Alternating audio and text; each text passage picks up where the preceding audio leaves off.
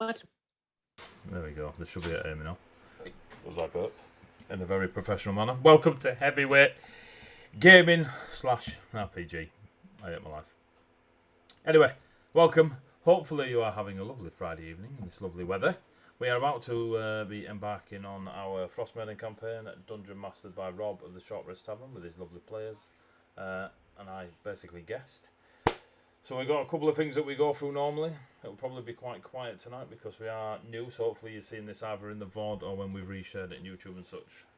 So, social media, if you go look for us, we're still at the same social medias, Heavyweight Gaming, for like Twitter and Instagram and Facebook and such. So go check that out, please. If you have just realised that you used to follow us on Heavyweight Gaming, the Twitch channel, please let your friends know. We got locked out and we've got to start again. That's the short version. So yeah, crack on with that. So we have sponsors, and I have not got them on the screen. Why have I not got them on the screen?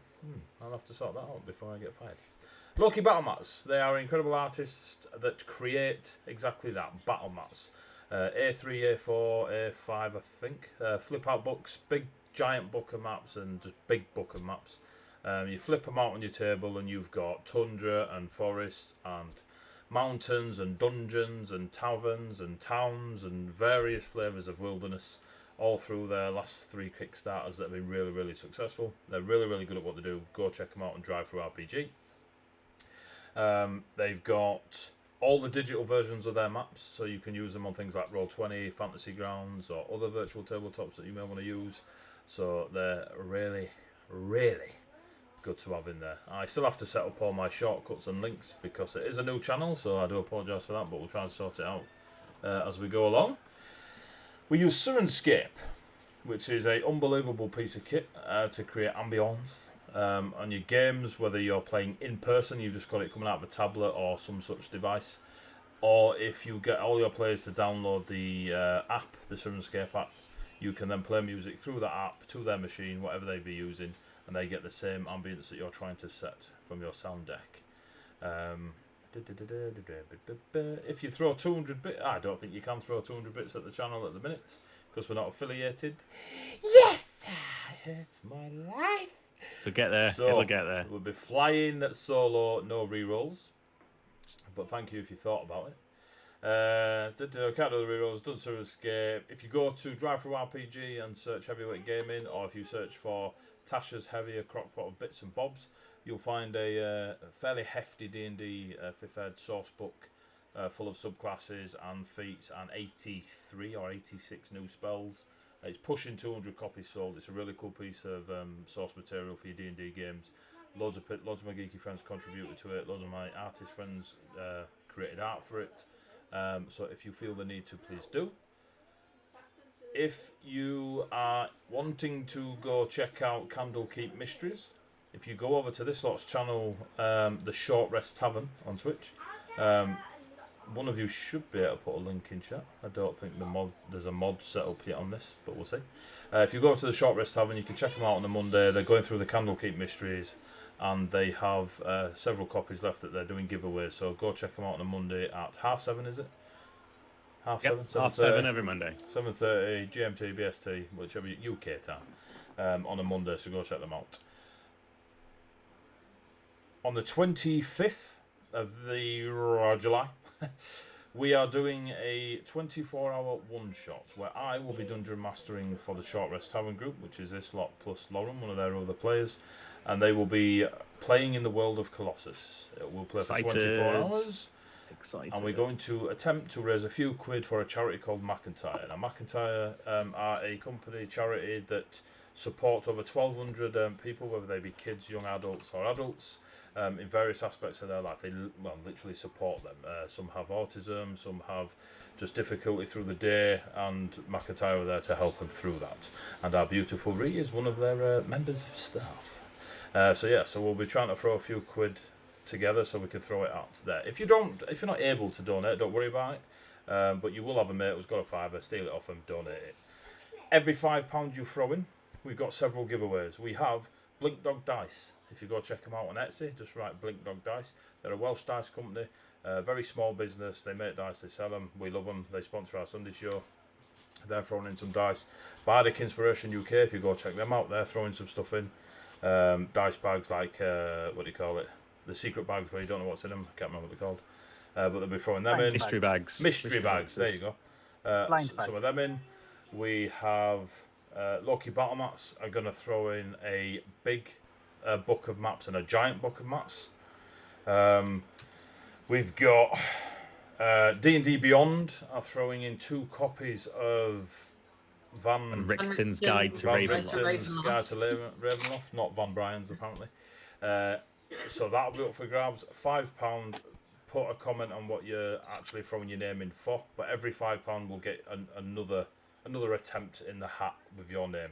So please remember to make sure that you do comment with what exactly you're trying to win, so then I know which hat to put you in. So yeah, we have a lot of hats. We have a lot of hats. I'm pretty sure I'm missing a giveaway and I can't remember what it is. Never mind. When I remember date it. with Rob.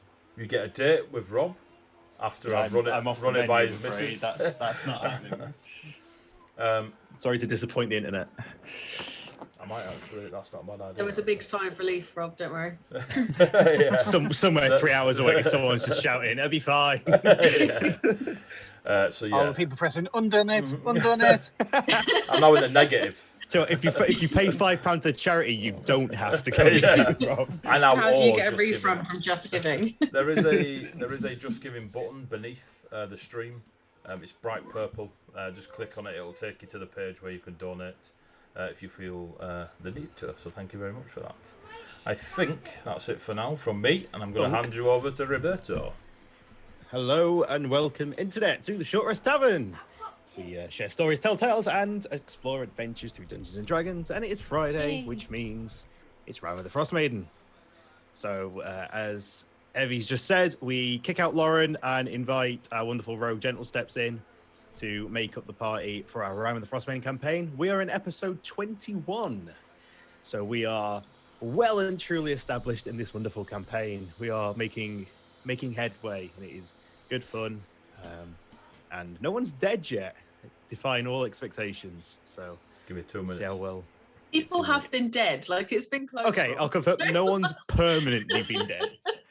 I mean, but yeah, we're so it's a modified campaign based on the Wizards of the Coast publication, A Rime of the Frostmaiden, Icewind Dale. There's a little bit of homebrew content in there. So if you are planning on running it yourself, there might be a few differences. And yeah, also a big fan of Syrinscape and D&D Beyond, which I use for all the DMing needs.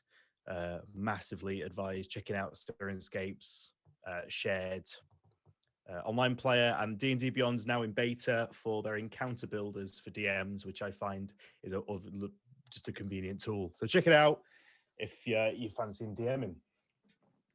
So I'll plug the rest of Shortest Tavern at the end. We've got a game to play.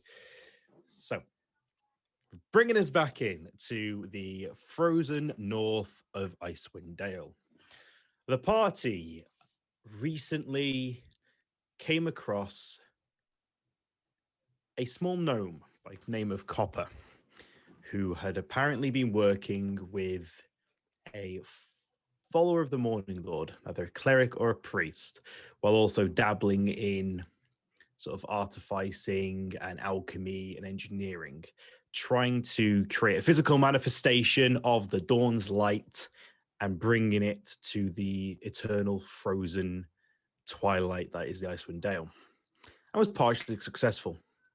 Unfortunately, his experiment went wrong and he detonated the device, leading him to not being too well. The party found a cabin, and after some very, very interesting series of decisions, accidents, gravity, explosions, 2 of the party being trapped in limbo and offering from help from sort of beyond the mortal plane, by sheer skill and luck and determination, they all managed to not only escape unharmed and reconstituted, but seemingly activate the device known as the Summer Star, which empowered or sent some element of the Dawn Father's light into the sky above. It seemingly has had a effect on the weather and the magics of the land. After a pretty intense battle with a entity sent from the darkness, seemingly by the Frostmaiden herself, the party made their way back to Bryn Shindar, the capital, in order to speak to Copper and let him know the fate that fell Macredus. After that conversation, where they were gifted a artifact that Copper had been working on, the party finds themselves outside in the cold, windswept, snow-covered streets of Bryn Shindar, where they notice there's only 4 of them. Their Goliath rogue friend has not joined them back downstairs yet, who was skulking around the boxes and staying to the shadows within Copper's workshop / hovel. And that's where we're going to jump into tonight's game. Mr. Steps, you are in the shadows. You can hear kind of the sniffles and sort of choked sobs drying up as Copper hearing the news of Macredus and the party's footsteps quietening down the stairs and disappearing outside. What is it you're doing? Of the 2 items, we only got 1 as a reward, didn't we? And the potion remained. There was I want to steal the potion. Okay. I will have to remember what that was because I definitely did not save that note. It was the bottle of... It was a smoke potion, yeah. I know what it is. I can't remember the name of it. I'll find that in a bit. Okay, so... Copper doesn't seem to be doing anything particularly focused. Seems a little bit sort of just accepting and taking in the news and is kind of tidying up sort of nonchalantly, like moving things from place to place and kind of just keeping their hands busy without actually achieving anything. Make a perception check for me, please.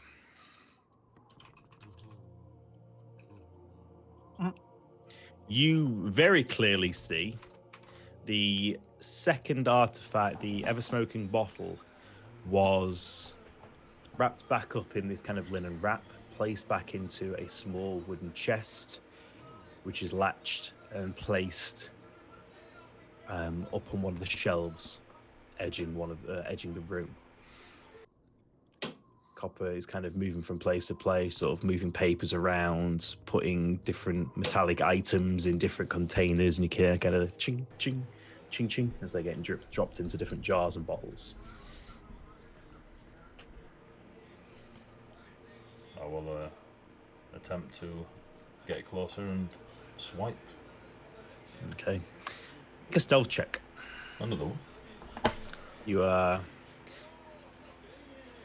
You're getting dangerous close, crossing over. It's more, you've been hidden for the most part, but crossing over the room and moving across the other side is going to need a dedicated stealthy effort.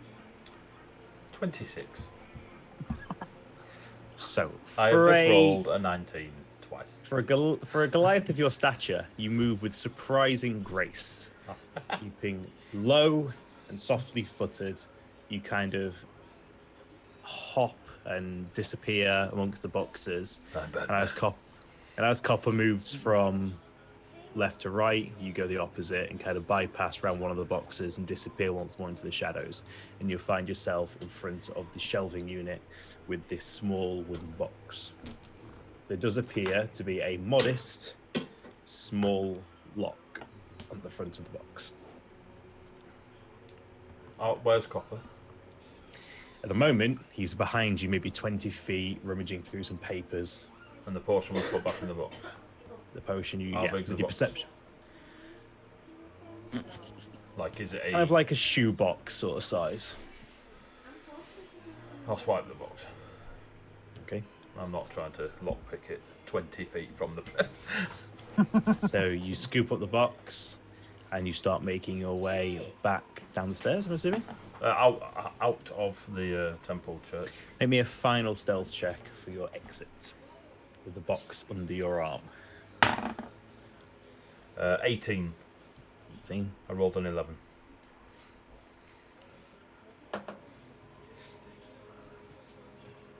You make it down the stairs. You don't hear any voices. You don't hear any cries of exclamation. You appear to have not attracted any attention in your endeavors. I'll go looking for my party. Okay. So the rest of you, as you're outside, a few minutes pass, and then eventually you hear the footsteps of gentle steps who appears down the stairs and joins you out in the streets. Hi. Evening. Where have you been? Same place you are. I assumed that, but why so hidden? I like He's to invisible. hide. He's like a superhero. He comes out when he's needed.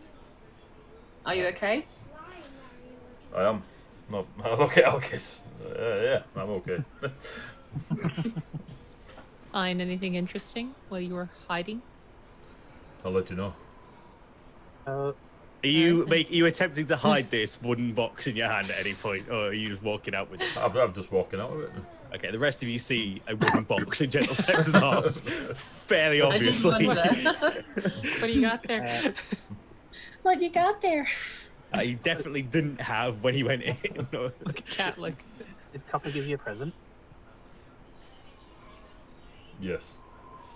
Cool, Make a give me deception this. check. Gentle Steps. After making it. That, Dress sir, make was a an- barefaced lie. Yes, it dress was. make an insight. You don't Dress need to, make an mate. insight check. You don't need to. 5. Yes, I beat you. With a If you'd have rolled a 6. 3, that'd have been. Yeah, you Gentle Steps. Tragic. He's normally quite blunt and to the point, and you don't get the feeling. You get the feeling it was not, in fact, a present. It's shrug. Maybe we should get out of here. Like, Also, you've seen Gentle Steps Hurriedly. steal things multiple times a day for the last couple of weeks. I've always we should returned do it. Yeah. You have. You still doesn't change the fact that you took it in the first place. It gave me a new axe. He had a bottle which I thought might have been good for you, but I really wanted a magic weapon. You needed more than I. Thank you. I'm glad you understand. So, where are we off now? Well, I'm gonna go buy some sugar dates and pistachios. Good idea. That man over there. He's been following me it's really for holding nearly my a year. stuff. Been following us around 10 towns. Can we question the pistachio man as to why he's following us? Definitely the I evil. think there might be a few of them. Might be Does he have Andrew's blue eyes? patron. It's a franchise. That's a friend. This is why Rob hates us. Stop. No, let's not be hasty. It's one of the reasons why I hate Oh you. yeah. This is what Rob slagged us off on that DM talk the other day. This is one of the Absolutely. Yeah, it's exactly Who's the that. fool? The ones who sat there listening to it. So I where? know it. Sorry that we were trying to make some money. We were busy locking you all out of the social Same. media accounts, Rob. It's fine. Also that. That's fine. Where are we going? Yeah. Anywhere away from here for now. Okay, where's Well, that? Just keep walking, and she starts walking towards a little more crowded area. What time of day is it? I mean, we need to hang around for a couple of days, at least in the area, because Copper's going to look at the journals for me, so that we can maybe find out if Macredus knew anything about the additions to the map that the Duragar made. So we need to stay at least around this area. Well, longer term, what's the plan? Why don't we just go down there Then and I have a look? believe Copper agreed to look through archive research and notes to see if there's anything they can Yeah. add, and it'll take a few days to kind of go through it all. Yeah. Celine's gonna look around, and she'll look for like some kind of alley, and she'll motion to Gentle Steps like, "How about get rid of that box and take whatever's inside and hide it? Why? If anybody from the temple comes looking for you." Why would they come looking for me? Well, they come looking for all of us. You're the one holding it. He doesn't know I'm holding it. Give it time. Then she'll just keep walking to the center of town. The fact that the Fine. last All right person then. who showed this thing to was us. But And not then me. all of a sudden, it's disappeared. So you'll get the blame, not me.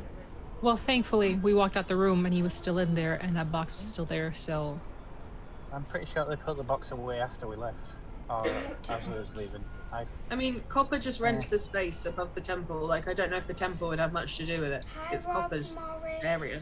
Like, it's his stuff. I'm sure General Steps will give it back when she's finished with it. Go back. Sally? Just wave and go. Wave and go. There we go. Just Night, night. go. Smile and wave, boys. Smile and wave. Good enunciation, though. That was great. Are we up to the pub? Can do. Yes. Is the soggy things around here? Wet Doggy trout. biscuit? Are we still in? Or is That's that in a the other different town? town, Different isn't town. I'm sure We're we going can to find a... The North. The North Keep is where we stayed overnight, so we could go back there and see if we could get a drink. I know it wasn't busy, but it's where we're staying. Cool, let's so- go. Sure. Yeah, let's go there. That sounds good. And chill. So you Or guys you are follow. heading to the. Wet North north. Keep. Keep moist. Okay. You make your way up there. It is as you found it when you left.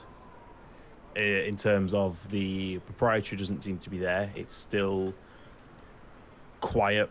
It's not open. You can see looking through the windows the same kind of setup as before. A couple of tables have kind of had their chairs pulled off onto the floor, and the rest are all still stacked up.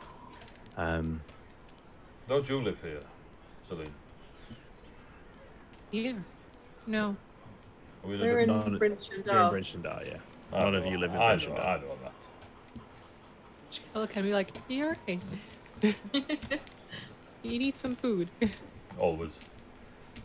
Good. Likewise. There's got to be somewhere else around here other than the pub.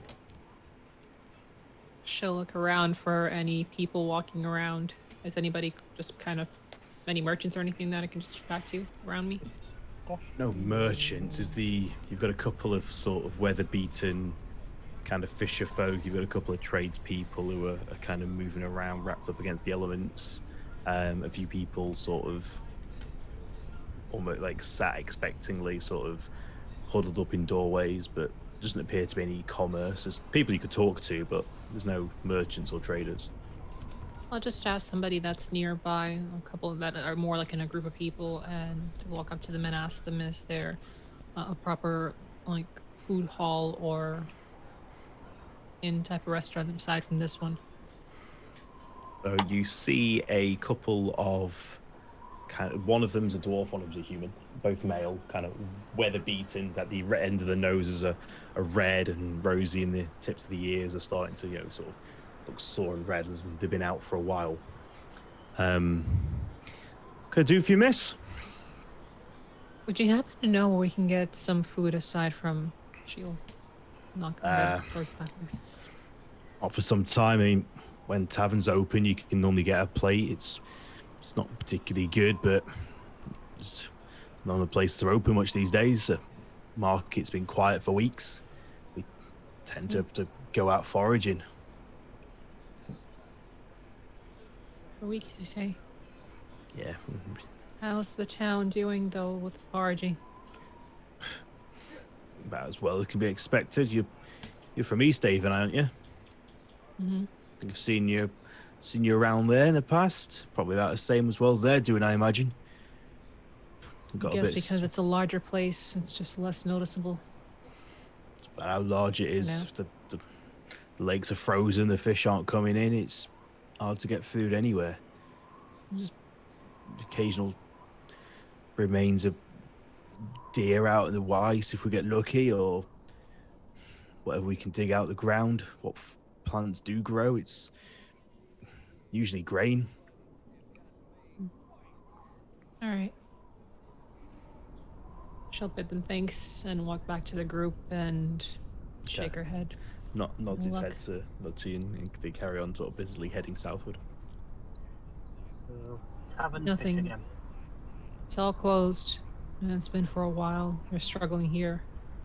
Last time you were in this tavern Anything before you else? went out to the cabin, you helped yourself, I believe, for breakfast, or you went to the pantry and there wasn't a lot left then. I think it was Ardry who rummaged around, but there wasn't a lot there when you went the last time. You pretty much cleared out the last few bits of dry grains and cereals they had, and Yeah, it was literally like Great. Scraps, it. yeah. Yeah, I remember. I had the steak.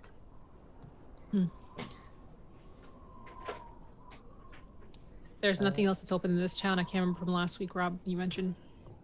From in this This town, there is the Northlook Tavern, which is what you're outside of. Yeah. The only other kind of locations of note, you know that there's the House of the Morning Lord, which kind of offers a roof over the head for people who no longer have a place to call their own.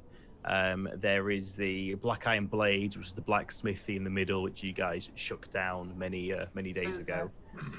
And then there was the kind of that speakeasy kind of converted off the grid bar that just kind of served drinks from out the front room and had areas to sleep out in the back of the stable yard.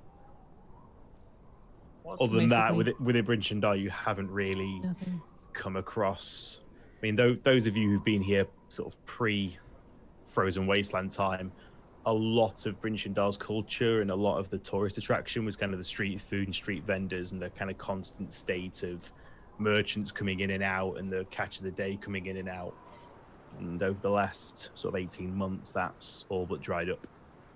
It wasn't really a restaurant pub sort of town. It was very much street entertainment. Vale, Yes. how long did Hopper say it'll take for him to get back to us? A few days. I'd probably head back in 3 to check and see what's going on. It's enough time for us to go out and then come back if we wanted to go somewhere else, somewhere nearby, a different town. I'm just saying that I personally will need to be here in 3 days' time to talk to him because I'm really interested as to what Macredus his journals could add to this this map and anything that we might find out that might be helpful. What's the end goal, though? Could we not just go down and have a look at the Jirigari place? We could, the fortress type thing, spire place, but we could. I would obviously be for that, but we might get more information before we go. But if we wait for the journals to be the notes to be given over, so it might be that we go in a little bit less blind. This is true. What's the nearest town? I can't recall. Smack bang in the middle. So essentially, everything kind of branches out. Yeah. So Brinchindar is in the center. The nearest the nearest one from where you are is Targus, which then leads on to Bremen beyond it. You can double back down the east way towards East Haven. From East Haven, that goes northward to Caer Dineval and Caer Konig, which you visited. Southward takes you to Goodmead or Duggan's Hole. And then off round the other side beyond Targus is Tourmaline and Lonelywood, which you've not been to. Oh, the closest two is towns. Targus. Which one's larger? Brinchindar's the largest. Okay. Targus you've been to. Targus is where you met the irate tiefling captain of the guard. Yeah. And where you met the couple who were the mountaineers, and where you left your caravan about a week and a half ago. We could go pick up our polar bears. We could go to Targus. How long's the trek? Trip to Targus, all in all, is around. It's about 5-8 miles. That's not bad. Shall Telkus and Vale.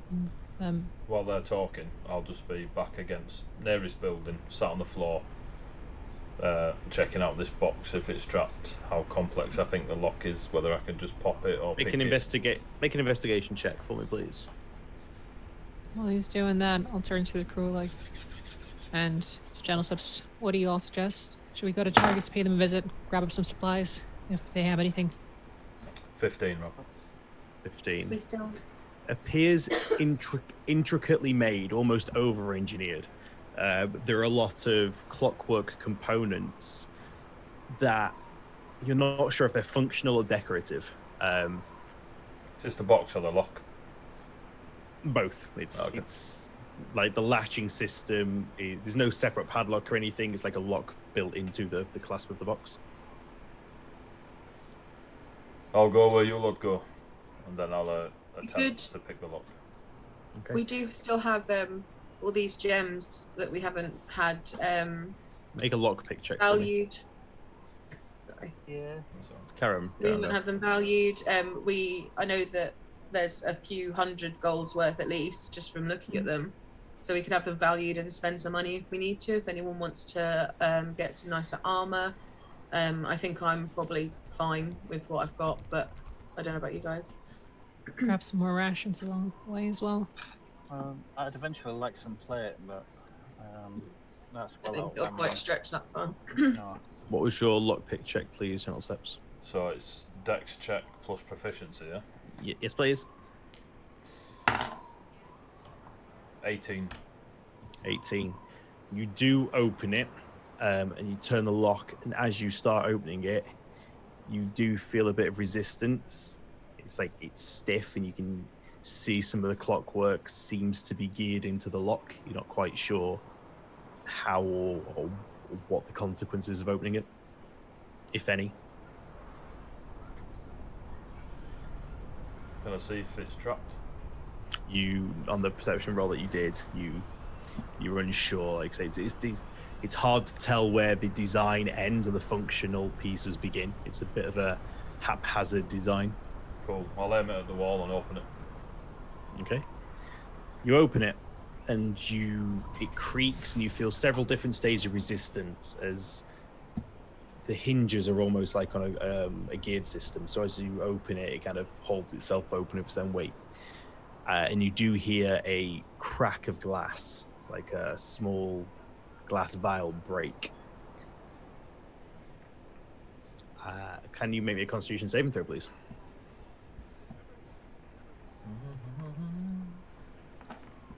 Constitution. 19. 16 plus 3.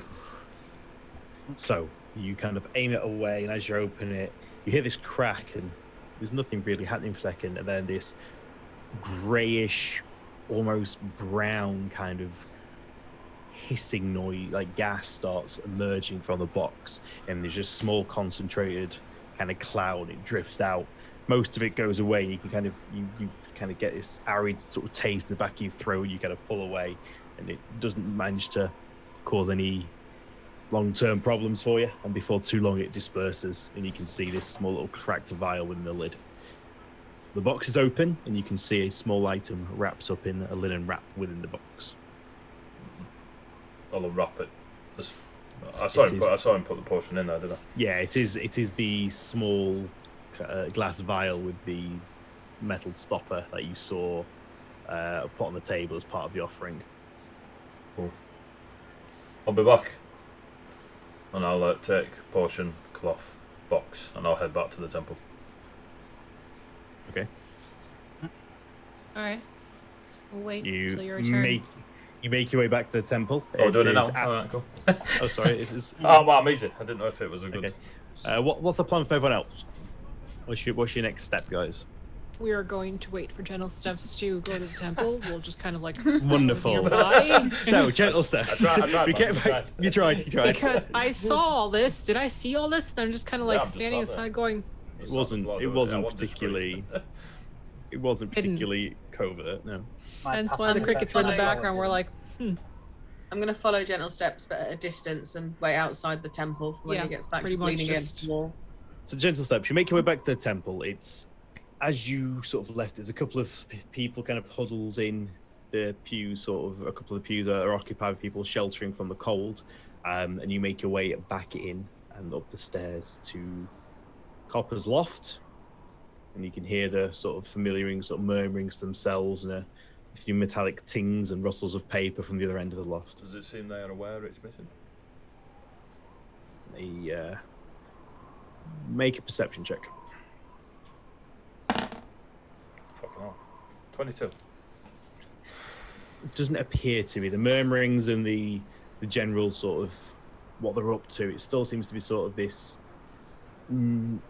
busy for busy's sake, moving things around, organising papers from one stack to another, moving piles of different coloured items into size order and then back into coloured order. It doesn't appear to be upset or irate or flustered or anything. There's nothing to suggest that. They're aware. Copper's mean. Oh, on Copper. Oh, it's you again. What are you doing back here? I thought you'd left. You're missing this and this. And I hold the box and the potion. And I'll go over to the table where I took it from and put it down. And put the potion back in it, wrap it up. I put those on the shelf like 10 minutes ago. Well, what? Yeah, it wasn't. By the way, the trap on it's shit. You need to get that sorted. You opened it? I did. What'd you do that for? I wanted to see what was inside. You saw me take the potion out of it. How do you know? You I wasn't there. I've only just arrived. I am not the Goliath you are looking for. I'm gonna retcon that, lad. Do you know what would be really poignant right now? If I did have my camera on, I am wearing a Star Wars t-shirt today. It's the other camera you need to check, Anna. Hi. just make a habit of just opening people's boxes and unlocking things, or Only if I understand. want to know what's in them. why don't you just ask? Well, you'd already said to my friends you weren't giving them the potion. So I didn't think you'd hand it over to me. No, but if you'd have asked what it was, I would have showed you what it was. I wouldn't have given it you, but And then I don't get to practice. just confused. We'll get over it. Fix your box. The box is fine, but the trap's gone. Okay, I guess. Bye. You leave an absolutely bewildered gnome. Just kind of, who, What? what, where, why, what? He's convinced he just put that on the shelf 10 minutes ago. Question marks everywhere going. No idea how you ended Hey, up in you've given a possession. gnome paranoia. What's up? You Just a gave the box. gift of anxiety. Ta-da.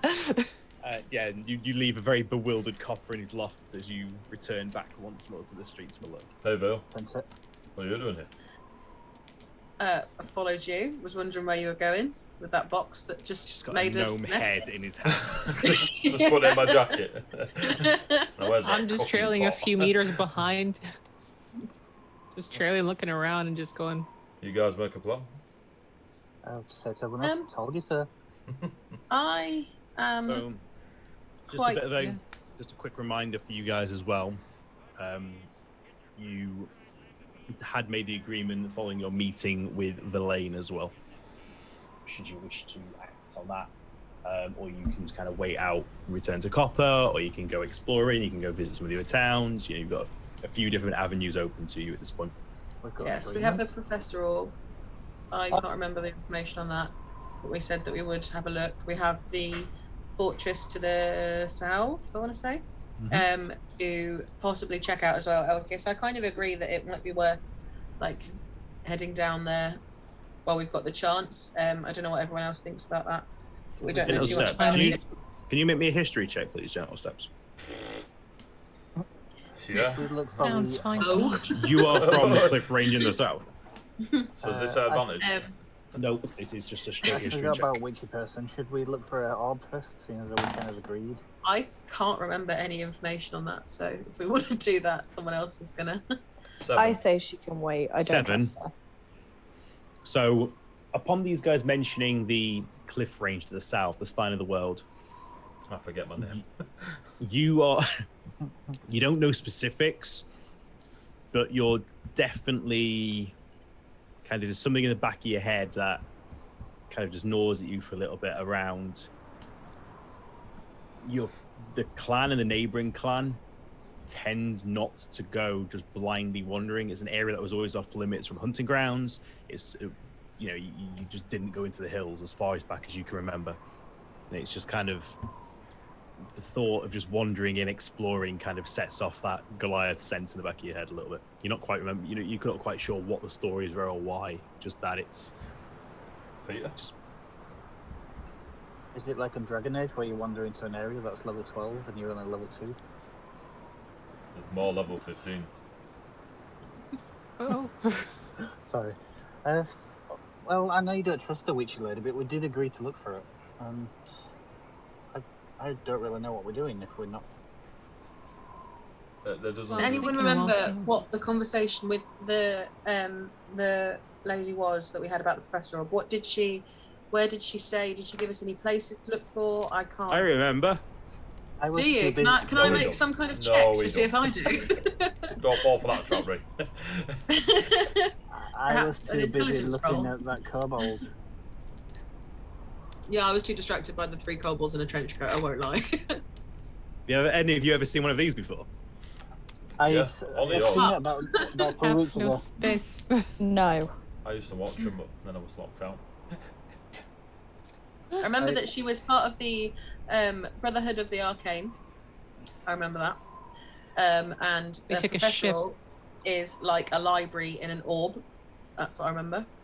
It was nicked by people that she thought she trusted, someone that was new, that wanted to fast track themselves through the being able to be a wizard. That's what I Derek. remember. I think it was Derek. There was 2 of them. We took the orb, So and they got on a ship. Fortress? It's not. somehow. It's not quite the Harrison Ford. Everything you said was wrong, but it's everything you just said is wrong. I think it was Derek and Darren. They stole it. They went on a boat. yes, they're on a boat. I don't know. I was distracted by the dead kobold. Oh, Yeah. mechanically alive. Yes, Vale. Is there any way that So I could 21 search the, episodes ago, we had a chat. my- What would I say if your character forgets something, or if the player Yeah, forgets but we something? can't. It would be so sad if we couldn't do this bit. You're because right, we're it would be. stupid. What about It would be really sad. what about if I sat in a state of meditation and thought about it really hard? Why don't Yeah, we what go if I back to went it? to my mind palace? Yeah, Why let's don't go we- and see her again. Where is she? So, as Yeah, let's go back and see it. it's been a couple of days, and you guys you've had a lot happen since that meeting. However, I'm not going to give you everything because it's your own fault. You forgot. Bitch.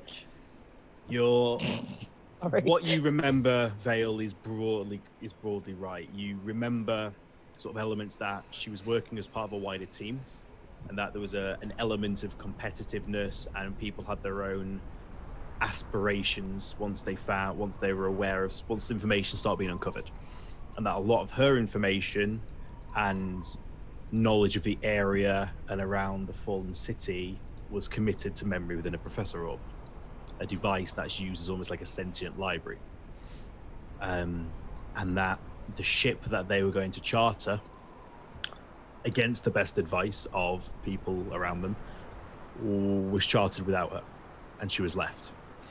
And that a member of the Arcane Brotherhood, seemingly in her opinion, stole her orb and headed upon the coastal route by ship. Coast. Yes, I remember that. We did we get a place from where the ship left? A place from where they boarded the ship and left. Maybe. What towns are on the coast? You've triggered the memories that you've just area. given me. Oh yeah, where's coastal? So coastal towns within the Dale itself, there aren't any of the 10 towns as such that are on the coast itself. So the 10 towns are around 3 large lakes, all of which are landlocked. To the north, you are aware of a coastal region within the north region, far beyond Kelvin's ken. So they would have had to go round the mountain. There is nowhere within 10 towns to charter a ocean vessel. You get the impression that vessel would have been chartered from an area within the Sword Coast or even further down, and was a long voyage rather than sort of a local one. Oh, so they've gone far south and gone to like Waterdeep or something and gone. So Valine and the Brotherhood didn't start in Icewind. They travelled here under their own different means, and the ship that was meant to bring her here left her behind. So she made her own way here. You're not sure how, but the ship made its own way here, and she hasn't heard, seen, or made contact with it or its occupants since. Okay. Oh. So Oh, there's I got it no last time. there's no way that we're going to be able to go that far south to find out anything about them boarding the ship. We need to find out perhaps where they were going. Where's the closest town if you get a ship up here, do you reckon? So there is a river, the Shengan River, which travels sort of east to west, that cuts just between Targus and Bremen and joins Lake Dwalden. Which, Audrey, you know this because Lake Dwalden is where Lonelywood is perched against. And so is Tourmaline, so is Bremen, and so is Targus. Those 4 towns sit on the lakeside. They are the most northern or northwesterly towns. They are still miles and miles and miles from the coast. The closest town to the coast is so insignificant compared to how close the towns are together. But the river must lead to the ocean. Would we know the most likely that a chartered vessel would stop at or near enough for travellers to start their expedition? As far as you're aware, there are no settlements on the ocean coastal area. There aren't any dockings. There aren't any moorings. Anything north of Icewind Dale is mainly uncharted wilderness. Do we know anything about ships using the river to, like, how big is this river? Is it big enough for a ship to travel down to eventually reach the sea, the coast? Or a longboat leaving the ship? Not without extreme difficulty. The Is river, it well travelled in terms of they could have got on a smaller boat and got down there? So the river itself feeds into the lake feeds from the mountains north into the lake and then feeds out of the lake in a northwesterly direction. You assume it goes to the ocean. You don't know for sure, but you've seen fishing vessels on the river. You've not seen anything bigger than mid-sized merchant ships. A couple of years ago, slightly larger merchant vessels, certainly nothing long haul ocean cruisers or anything like that. Yeah, but they might not have had one of those. They might just be on a small merchant ship. We didn't know. I don't think we were told what kind of ship they had. Based on your mountaineering background, the conclusion you can kind of draw is that somewhere in the north, in the wilderness somewhere, is a mountainous region in which there's a southward flowing river that flows into Lake Dwalden, and a river from Lake Dwalden heading towards the coastal area. You're not sure whereabouts or the exact geography of it. So, and Lonelywood sits on Lake Dwalden? Yes, as does Tourmaline, Targus, and Bremen. Yep. Which of those is sort of the most, like, the closest to it? Do they all just literally, they're just around the lake? Targus is the closest, right? Not to us, I meant to the lake. So, from Bryn Shandar, you can go to Targus or Tourmaline directly. Targus then goes on to Bremen, and Tourmaline goes on to Lonelywood. Yep. The distance between those towns is sort of within the half day's travel. The distance from the lake to the coast is days and days of travel. Can I get out the Duragar map? You may. The point the point I'm trying to make is the closest town compared to the distance away from the coastal is almost minuscule. On the Duragar map, if you came up the river into the lake? Say again, sorry? Which one would you hit first if you came up the river into the lake? If you were coming down from the mountains into the lake, you'd hit Lonelywood first. Then following the lake southward is Tourmaline, and then Bremen and Targus are both kind of on the southern bank, but on the southern bank. Bottom bit, yeah. Yeah. Okay.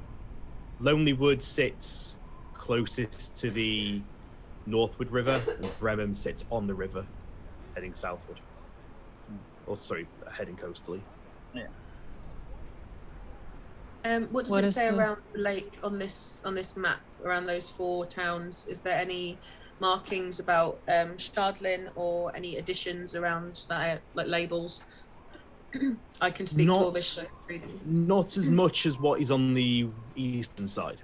So areas around Bryn Shindar, East Haven especially, Caer Dineval, Caer Konig, and the outpost that you came across are all heavily marked with the location of the outpost you discovered, the East Haven sort of occupation, if you like, and the quantities and inventory of items that have been collected.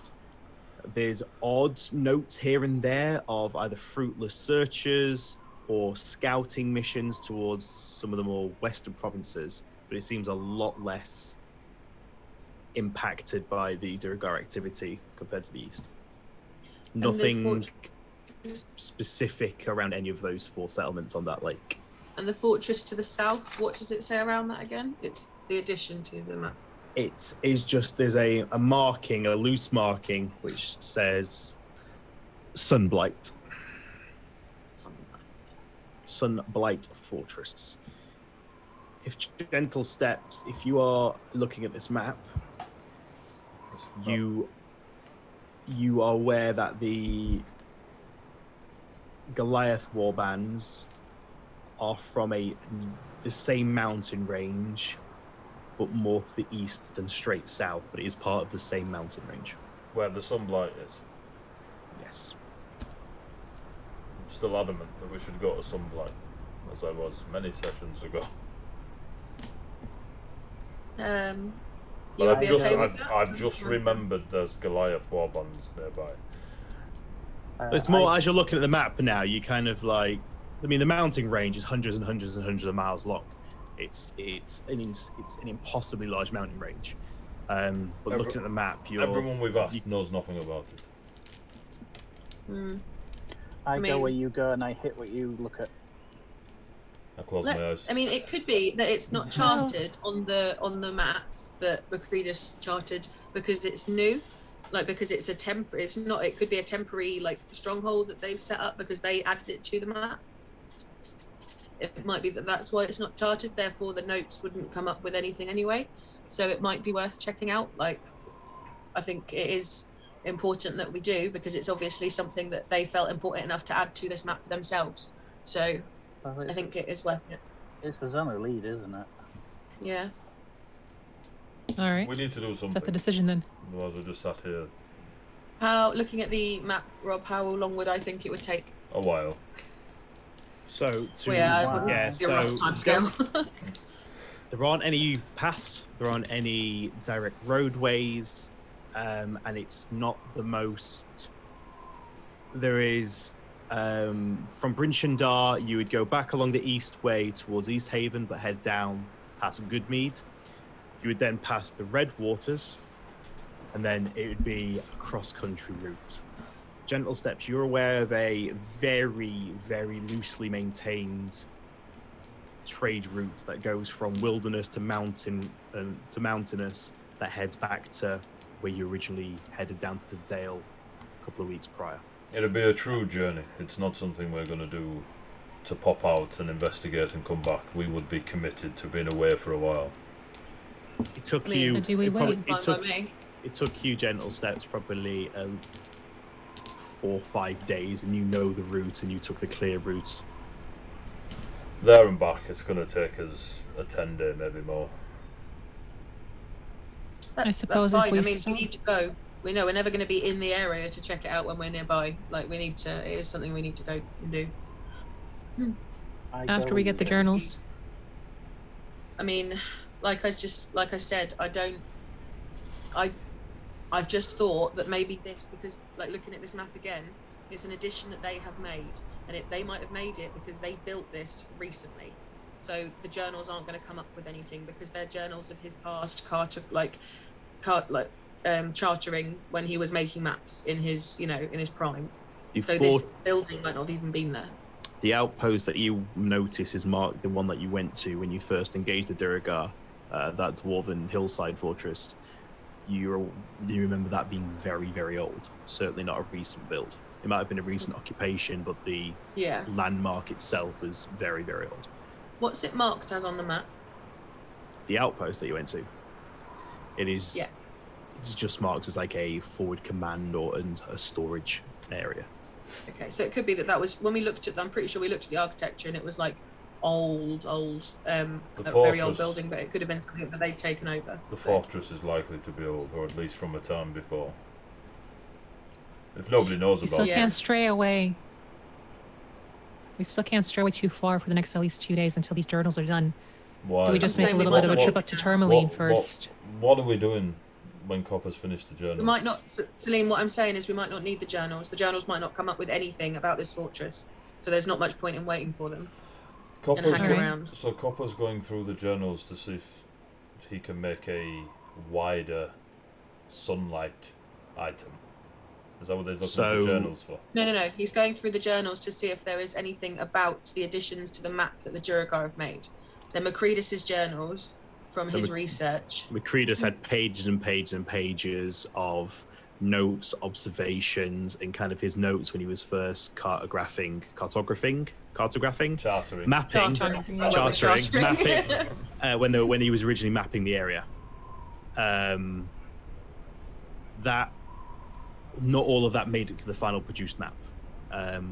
Copper wanted to, or thought it might be useful to root through all the old notes, see if there's anything, in the margins, any offhand comments that may prove useful, or maybe able to offer you any information.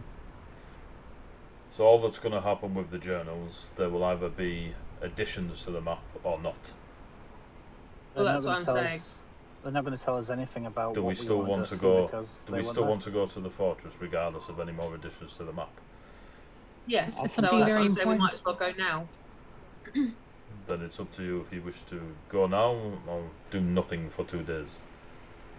I think head out, and if we don't die and we head back this way, then we can drop in on Copper. I mean, it's a flawless plan, Elkis. I think that Elkis is the ideas guy. If we die, I don't we don't think die. that it might bring up information about the building and the area, but I really doubt it's going to bring up anything more specific about what the the history of it and stuff like that. So my vote is to go now and to not waste time. Elkis? All right. I think the food here is terrible. I want to go. Celine? I'm fine as long as we stop somewhere along the way to grab some rations. Audrey? Yeah. It's gone. Yes. Cool. She's there. We'll meet you there. Cool, let's go to a fortress called Sunblight. Oh, I don't want to go. The only real natural settlement between here and the mountain range is the settlement of Goodmead, and it's one that you've travelled back and forth gentle steps on your trade route.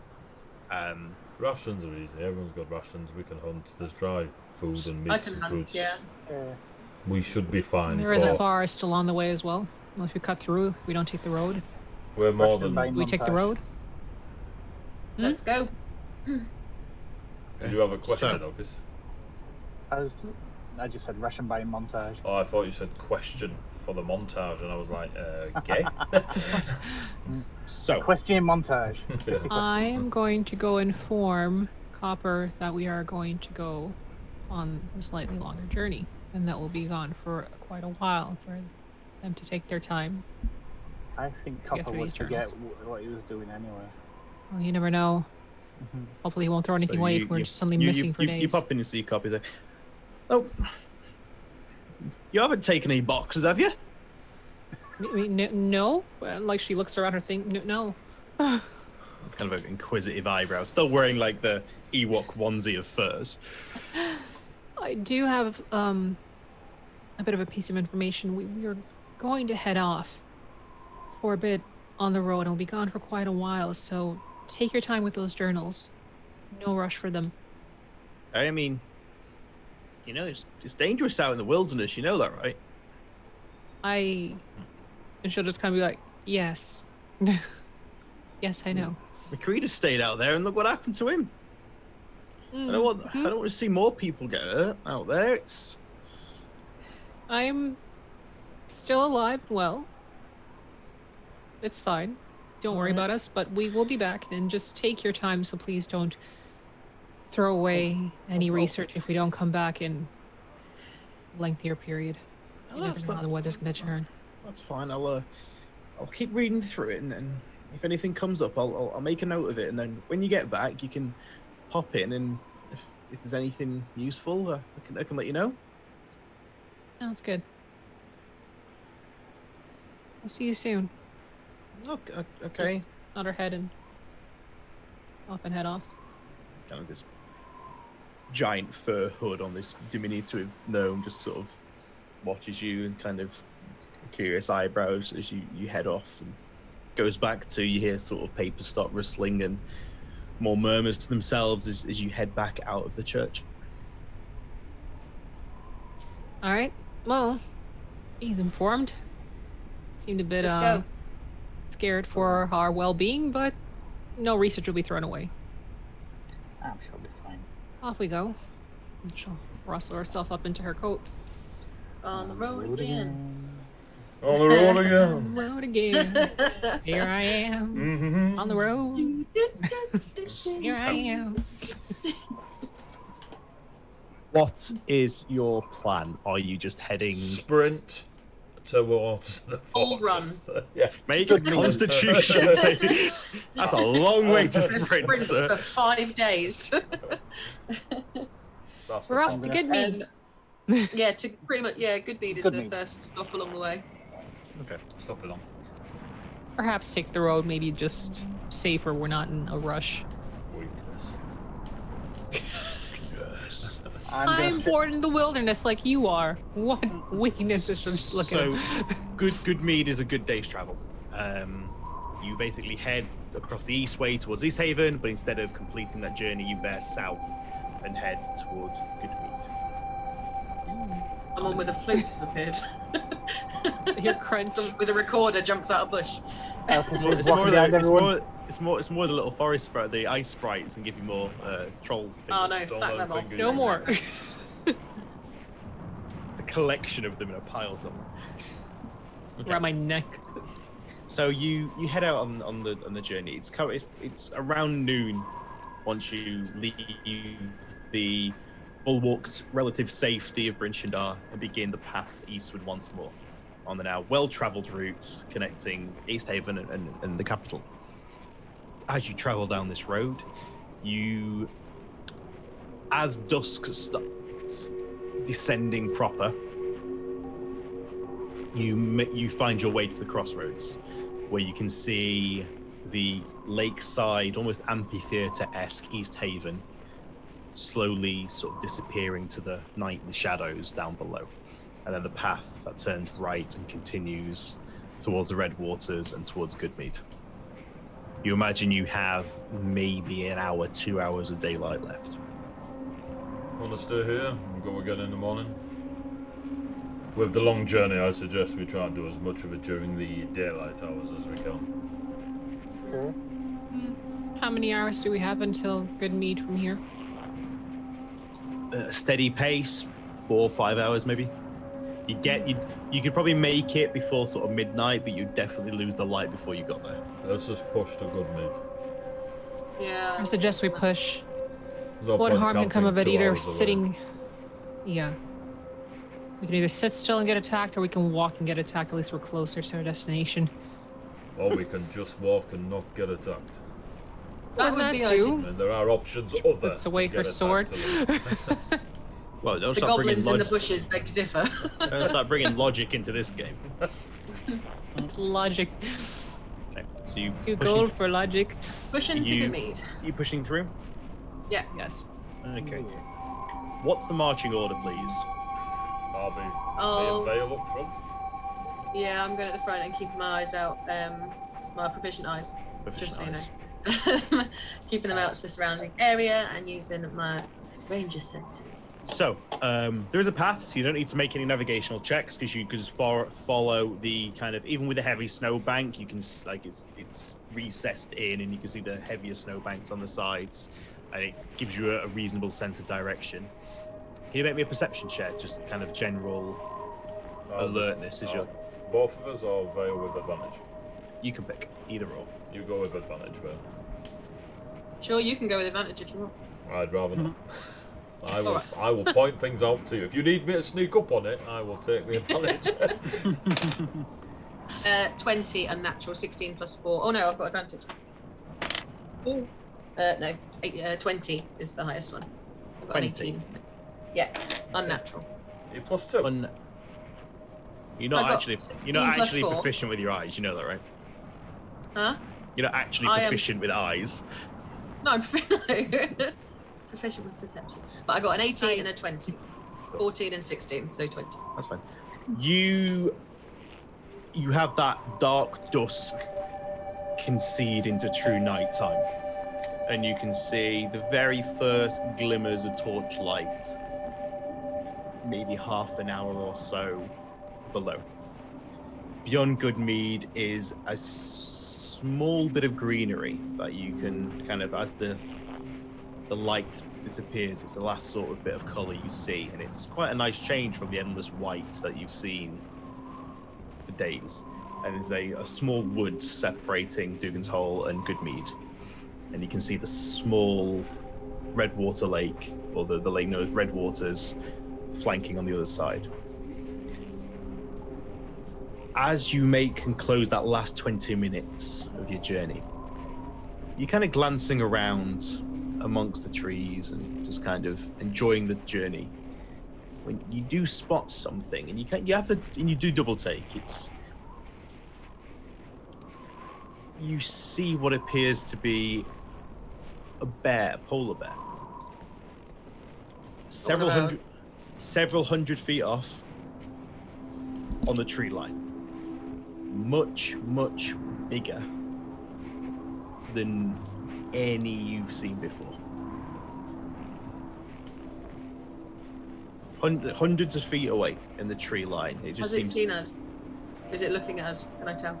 It appears to be looking your direction. It just seems to be motionless in the tree line and just kind of facing your direction. I'm just going to sort of put my hand up to those behind me and just sort of make them aware that there's a polar bear and that it's sort of seen us, but It's There's no need. far in the distance. there's no need to like do anything. Let's just keep going, kind of just be aware. If it starts moving towards us, then obviously we will act accordingly, but for now, let's just keep moving. It's not hurting us. It's hundreds of yards away. It's bigger than it should be, but Keep going. I was about to say, yeah, why be concerned about an average polar bear unless something was wrong with it? All right, and she'll just kind of be watchful around. Yeah, from this distance, it looks to be maybe a bigger than average. But again, it's hundreds of yards away. There's no need for us to approach it. All right. And you keep kind of that eye watched out, right side as you continue down the road. The steady decline now.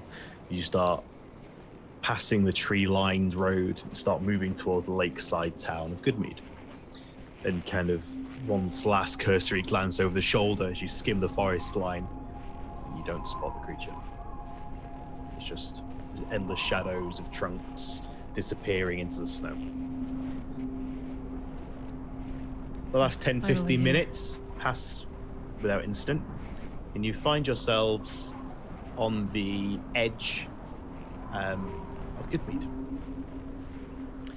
A modest, ungated town, one of the smallest of the settlements that nestles up to the Redwaters, and backs on to the evergreen woodland beyond. As you enter in, you can see there's a couple of flickering torch lights as the last remains of the whale oil fights to keep the flames lit against the wind and the cold.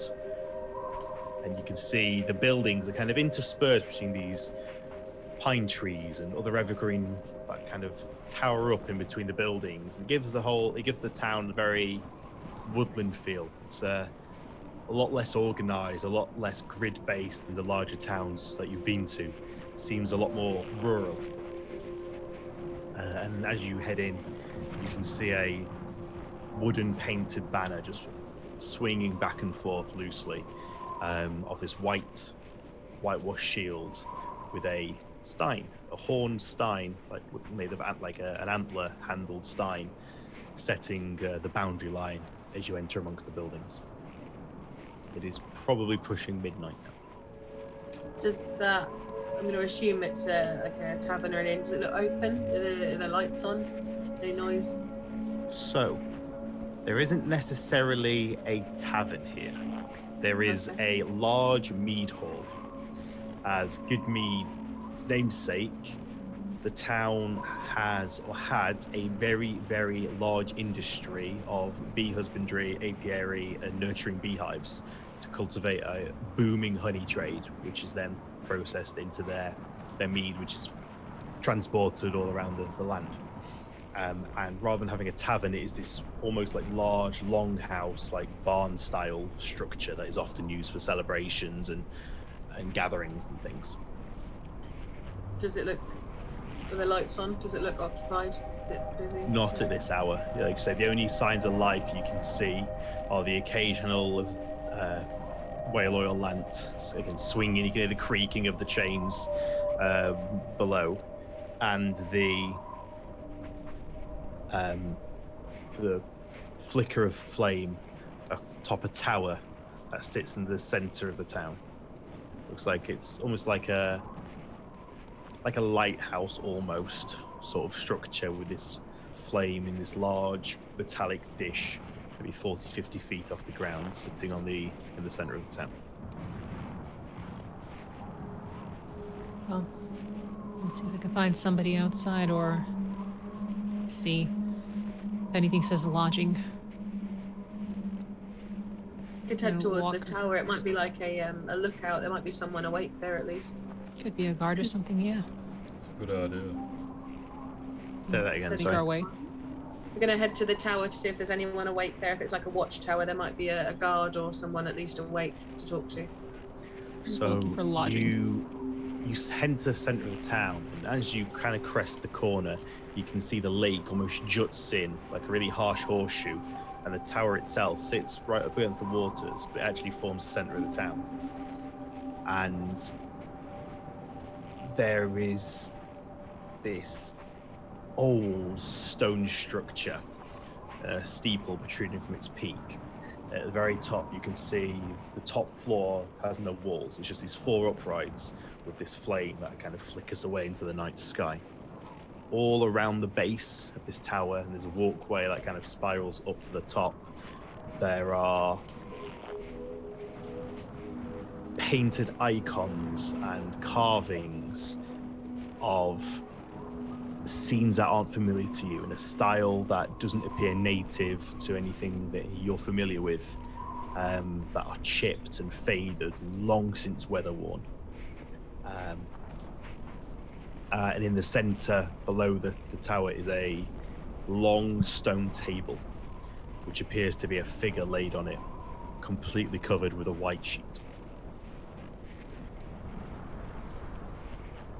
Oh, I think we walked in here at a bad time. And Celine's gonna look around and see if she can find anybody walking around. Make a perception check. I'll hide as best I can. Look, Just Make in a stealth check. case. perception. Do divine sense detects fiends, undead, blah blah blah. Your 13. paladin senses do not in fact tingle. My 19 senses also. are not tingling. 19. You see Gentle Steps once more sort of duck between a couple of pines and between a building and vanish from sight. Salim, what was your perception, please? 13. 13. There doesn't appear to be anyone out and about. The town itself is quiet and rural at the best of days. Other than this figure laying prone on this table, there doesn't appear to be anyone out and about. It's late in the evening. It's in the middle of the night, and the town is quiet. From where we're standing there, because it's a little lit up, can I see, like you said, it's the center of the town, right? Mhm. So I'm guessing that center area, there might have been some kind of market stalls or something. Can I see any kind of like planks of wood hanging anywhere that might show a place to rest? What might have been? There doesn't appear to be any specific taverns there appears to be this large mead hall in the center, which you gather is a Mead hall. multifunctional building, which covers the entertainment, the accommodation, celebration, and is almost like a central. If it isn't a residence, this is the building they use. She'll just kind of walk in a circle, a bit hesitant to like wake anybody up, but she'll just gently shout out like, "Hello? Anybody around?" a couple of times. And see if there's any responses, any lights in the window or... Doesn't appear to be. The houses don't look abandoned. The residential houses look like, drapes are closed, shutters are closed. The lanterns are lit, like dotted around the streets. But at this hour, The mead hall, is the door close to the mead hall or is it an open style? there is a large double, almost like barn door at the front. It doesn't appear to be locked at all. Looks kind of just pulled to from a cursory glance. I'm gonna just walk over to it, even if it's however far away it is. I'm just gonna knock a couple of times and see if there's any answer or any reply. Before. And if there is none, then she'll open the door and just peek in, see what she sees. As you start pushing open the door, you do hear soft footsteps on the wood approaching the door. And you hear hello, is someone there? Yes, hello. We're looking for... We just got to town. We're looking for just a place to stay at night. Oh, what hour is it? It must be... Very late. We're really sorry. We just needed to stay off the road. It's too dangerous out there. No, that's understanding. Yes, come in. Give me a moment. Let me just call my group. I'll be back in a second. Before you head out, you see this human woman, probably in her 40s or so, with kind of these wild curls of hair kind of pulled back, looking very bleary-eyed and recently woken. I'd have taken down my hood so she didn't see me properly, just give me a moment. And I'll head off and just kind of whistle to the group, see if anybody knew them, turn around to me, and go Vale. Or whoever's closest to me that I see, just... You don't see Gentle Strength, but you see Vale and Elkis. Elkis and Adri's roaming around, I'm assuming. I'll call them, be like, in here, and I'll look around for Gentle Steps, and I'll just pretty much just figure wherever they are, wherever he is, he's probably noticed where I am, what I'm doing, and find his way. I'm going to say into the ether, wherever you are, we're going this way. So if you want to stay the night with us, follow us. Just into I'll turn back to the lady and say, one of our members is just roaming around town for a little bit, make sure that everything is secure. They might come in a little later, if that's okay. The door's open, so Thank you. if things remain quiet, you're more than welcome. There's not much in terms of accommodation, though. I mean, just a floor to sleep on will be comfortable. A few camp beds and benches in here. And you're more than welcome. That is more than enough. I thank you for that. Just get out of the elements. I didn't have one at home. Huh? I didn't have a camp bed at home. Sorry. No, you did? And once you're inside and Paul, you can see in this low lamplight that the woman has geometric patterns tattooed upon the side of the neck, down the front of her chest, down her arms, interlocking triangles and banding, very intricate across most of visible skin, with these dull metallic bangles around the wrists. And it's a look that kind of catches you by surprise a little bit based on your first sort of seeing around the shadows, and seems out of place. It's certainly not a look or an image you've seen locally before. Sorry, where are you from? Sorry, what's your name? I'm Celine. I'm from East Haven. The rest of the group are... Rubs the temple and like rubs her eyes and kind of blinks in the lamplight. Focus. Well, no, My name's we're all from a few places. Who are you? my name's Olivessa. And, Are you from here originally?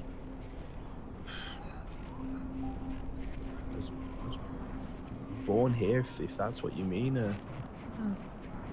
Then you'll know the area well, yes. Can't say I've travelled particularly far from here. I've been here been here all of my life. Travelled around the Dale, but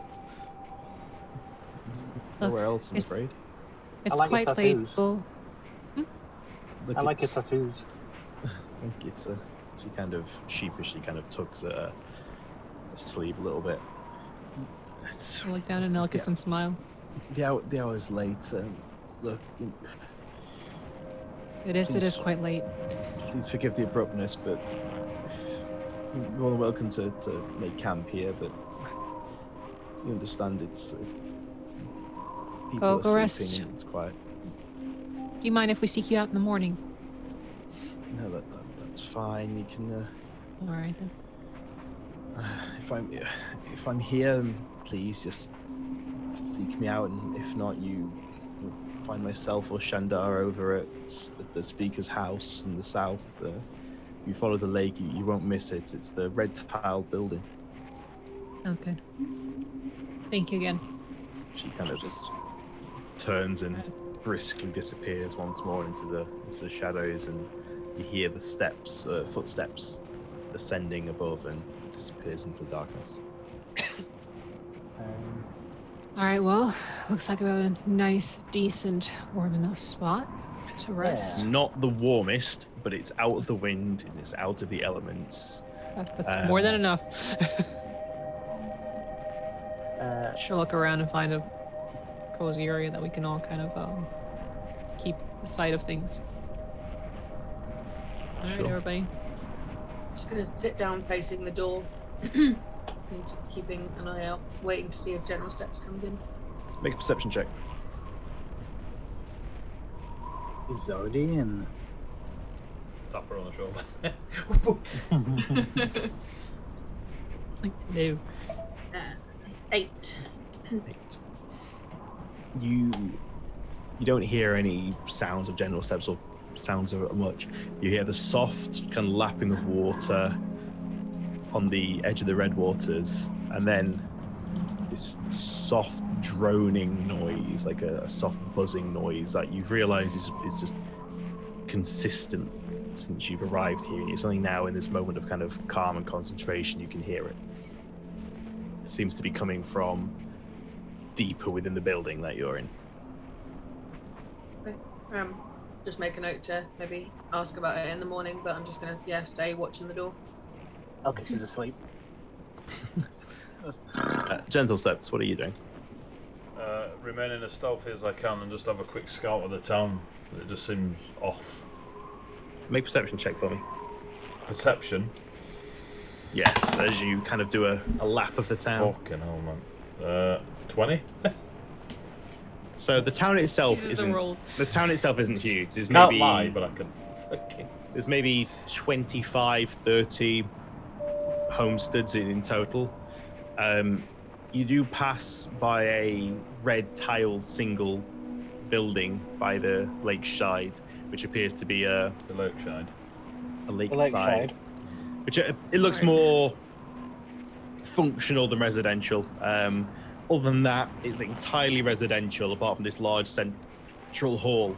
And as you do your lap back around, and you come past sort of a modest dock area back to the structure with the flame atop, you do see the kind of white shawled figure across the table, unmoving. I look around. They're covered up, like, Yeah. look around, see if anyone's around, and I'm gonna pull the shawl back to see if this person died of natural causes, or if there's a massive sword slash across the neck, or a dagger stuck, you know what I mean? You pull it back, and there is a half-elven male with dark black hair that is swept back, pristine. and then as the eyes are closed, the skin is pale, and as you pull the shawl down, you can see they're dressed in finery, but there do appear to be a number of wound marks in the chest. Through the clothing and such, or No, not through the so is the clothing open and the chest? You can see like a robe. It's like ceremonial. More ceremonial, almost like religious robes. And you can see like through the. Is there blood everywhere, or these wounds? Not blood. No, the wounds are cleaned, but you can see 3 distinct puncture marks in the chest. Similar to my dagger, or larger. Cover them back up. The wounds clean as in they have been cleaned, but also as in they look blade made rather than yeah. They're a precise cut, not a exactly. meat tenderizer upside the head. And then, well, if I saw no other people being dodgy and everything just looks like a silent night, I'll go back to this lot. As quiet. And you hear it as well on your lap as you're going around this central building. Is it all around me, this droning, or is it pinpointed? You think it's definitely coming from that central structure, but it seems. Could I follow it, or is it just too ambient? Yeah, it's very ambient. Okay, I just go looking for the crew. You find them there. The sort of veils posted by the door on the inside of the door. Elkis is kind of already away with the sleep, and yeah, the group is making bed rest for the night. Well. Yeah. What is that noise? I don't know, but it's coming from further in this building.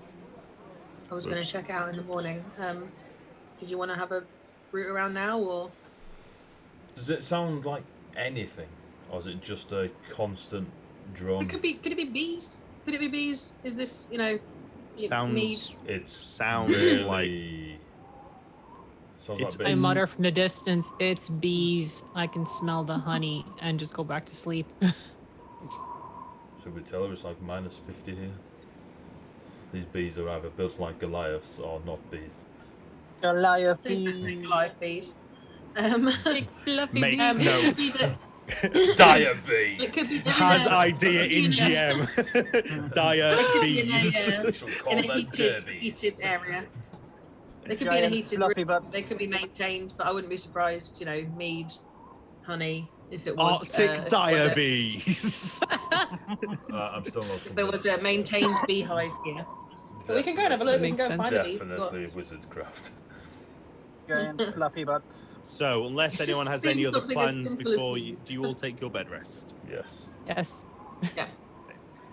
With eventually the noise becomes a customary, and you barely notice it as based on the travel and the light, you've got a bit of shelter. Sleep quickly finds you, and you are all sound asleep.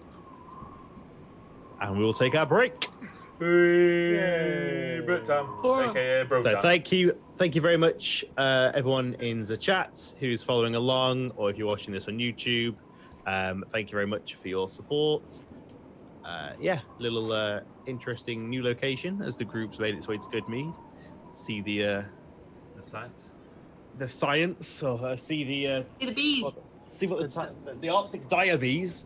There's nowhere bees. But yeah, around. the journey and the road is long ahead, so we're going to take a few minutes break and then we'll be back and see Plot what the twist, group it's gets. just one giant bee. Taking a massive. The whole town's on the back Stop of a bee. talking. Stop giving him ideas. You guys, we will pick up in the morning and see where the road takes the group, if we're going to spend any time in the town or if the long road ahead awaits. Cool, Brit time. Back in 10:15. Yeah.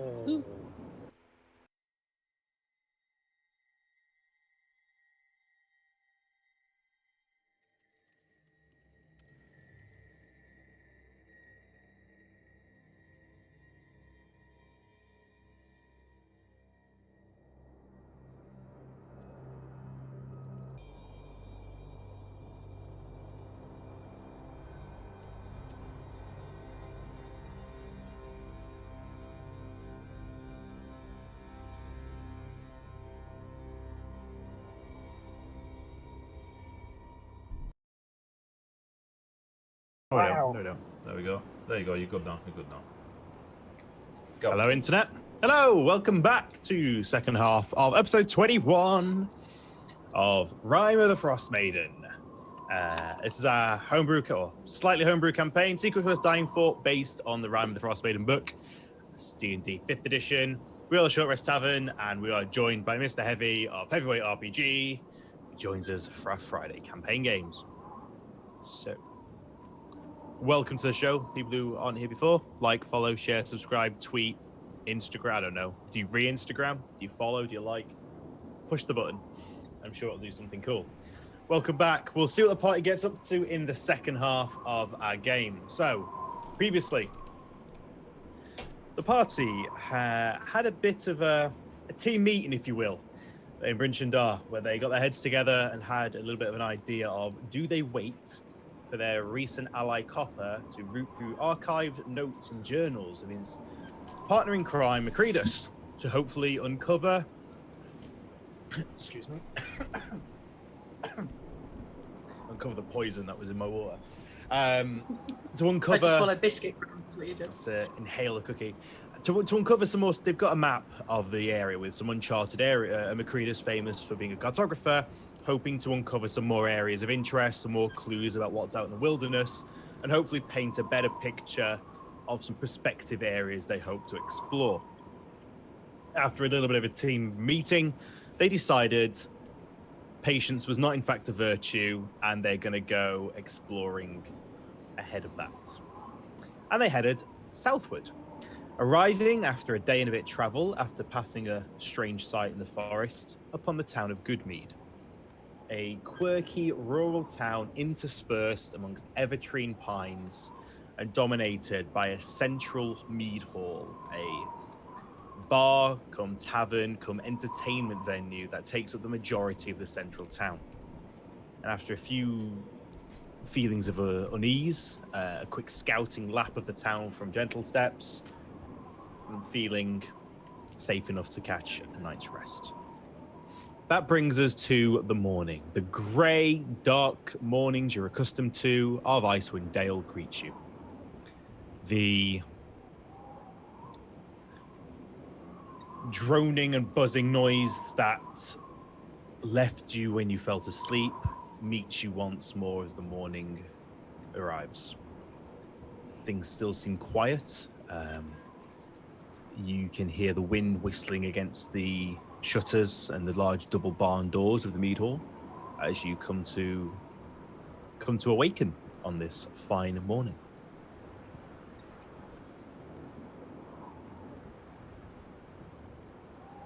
And we can still, that buzzing sound is still existing. It's Look around. almost omnipresent. I wonder how they keep them warm. Monsters. Around. Aberrations. They're huge. Bees? They're like that big. That Would be is. surprising. That's Horrifying. That's not a bee, Elkis. It's a bear with stripes. She's gonna just take a quick waltz on over to the door and just peek out and see if there's anybody walking around outside. Oh, it's stretching and buzzing to themselves and buzz. What is that buzzing? Bees, probably. There's a mead So, town sorry. after all. What was the plan, sorry? I'm just headed to the door just because I actually, is anybody inside the tavern, the mead hall at this time or no? You can see now People walk in. there's a couple of people that seem to be packing up, sort of. There's a few people who are starting to kind of move. There's a lot of unused camp beds. There are beds that have been, that have been packed away and almost put into storage for the day. And you get the feeling they're brought out in the evening for travelers and for any guests and things, and then kind of the building is multi-purpose. And you can see these people are just packing away the remainders of sort of simple sheets and these simple camp beds. And These are people that were sleeping on those beds or like working there. you didn't see them when you didn't see them when you came in. They appear to either just be townsfolk or just repurposing the building and putting away the sleeping side of of the room and prepping it for whatever its purpose is during the day. He's going to just kind of fold up her sleeping area and just tuck it, pile it onto the nearest kind of chair or corner. And They do just leave come. it neatly for people. They do come over in this kind of fairly unkept teens. Like, all right, you done with these? Yes. Do you mind if we get these put away, or if we need to? Supposed to have them. And she'll. Thank you. Supposed to have them packed away by now. Slept in a bit. It's gone 10. We do need to get this place opened up if you don't mind. Apologies, didn't know. We thought maybe somebody would wake us up. Here, yes. What is the custom? Do we fold it away ourselves, or do you come in daily? We just get a couple of coins to put all these away in the cupboard at the end of the night and get them back out again in the evening. Obviously, the point really these days is there's not too many. You're the first people to use this space in a week. We haven't had many new faces. Everything's gone to shit. Before that, who were the interesting faces that passed by? A couple of the fisher folk who travelled down from East Haven. I think they got caught out late fishing one night and didn't want to make the journey back in the dark, so they stayed here. Before that, I couldn't tell you. All right. Thank you for. It's all right. It's everything out. better than being out in the snow. She'll nod and just turn back to the group and go over to Vale. And before she does that, she's gonna stop and turn around back to the guy and be like, "Cool question. Yeah. The buzzing sound, the bees, Yeah. right? How do Yes. you keep them warm here? How do you what do you so- feed them like without vegetation out there?" We've got some supplies that we've had stocked. It's not looking like it's going to last the rest of the winter, but keep going. We've already lost a load of the colonies and down on the production, but where you're standing now underneath is a full network of rooms that we keep heated, fires. Okay, very good. What? Keeps heated and keeps them going in the cold. It's your first time in Goodmead. I've just passed by, not actually stayed in. Shame you've not been before. Is usually 3-4 times the number of them. Bars open and mead's fresh out the barrel. It's a good place to be. It wasn't normally along any of my merchant's routes. I would just pass through. I never actually stopped and took a look around, but good to know that you're still keeping them alive and well. Don't know for how long it's gone from shit to more shit. Just can't catch a break. It's one problem after another. If it ain't the food, it's the cold. If it ain't the cold, it's the damn ogres. And if it ain't the ogres, it's something else. The ogres? What do they want with you? Same thing everyone wants in these parts. If they can find out the stuff in their mouth, they'll have it. Makes sense. People, pets, livestock, Oh, whatever they can get their hands on. huh. Where did they usually just come gonna- from? Up the mountain, I suppose, and down. Damned Off if the I trail. know. Thankfully, we don't see them too often. It's a rarity. They don't really come this far unless they're feeling brave, I guess. I suppose one must have waltzed through recently, seeing as to how there is a ceremonial platform out there with somebody underneath that white sheet. That's Kendrick, that is. The town speaker, who's a giant of a man in his own right. And he had a What bit happened of, to him? I don't know, I was asleep. From what we heard, there was a bit of an incursion and one of these creatures came in and looking for food, I imagine, and old Kendrick stood his ground. And didn't fare too well, unfortunately, and we lost the last couple of casks we'd been brewing and disappeared from whence he came. I'm very sorry for your loss. I didn't know Kendrick personally, but from what I understand, he was a good man. Yeah. I was the town speaker, as you said. Brought You already have a prosperity- new one.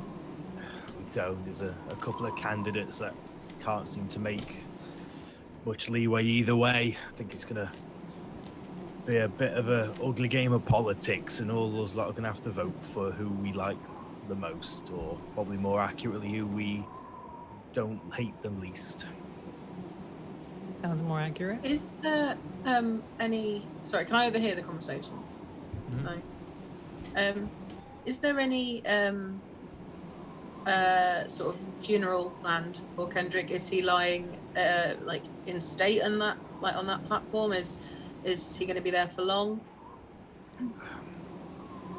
Traditionally, we do, funeral services and burials in here. I think a few of the elders have their own ceremonies they like to produce. Some that's been passed down through a few generations since the founders of this town. It's, I don't know, it's all superstition to me. I leave them to it, but I think Kendrick's laid out there for a couple of days for the elders to pay their respects and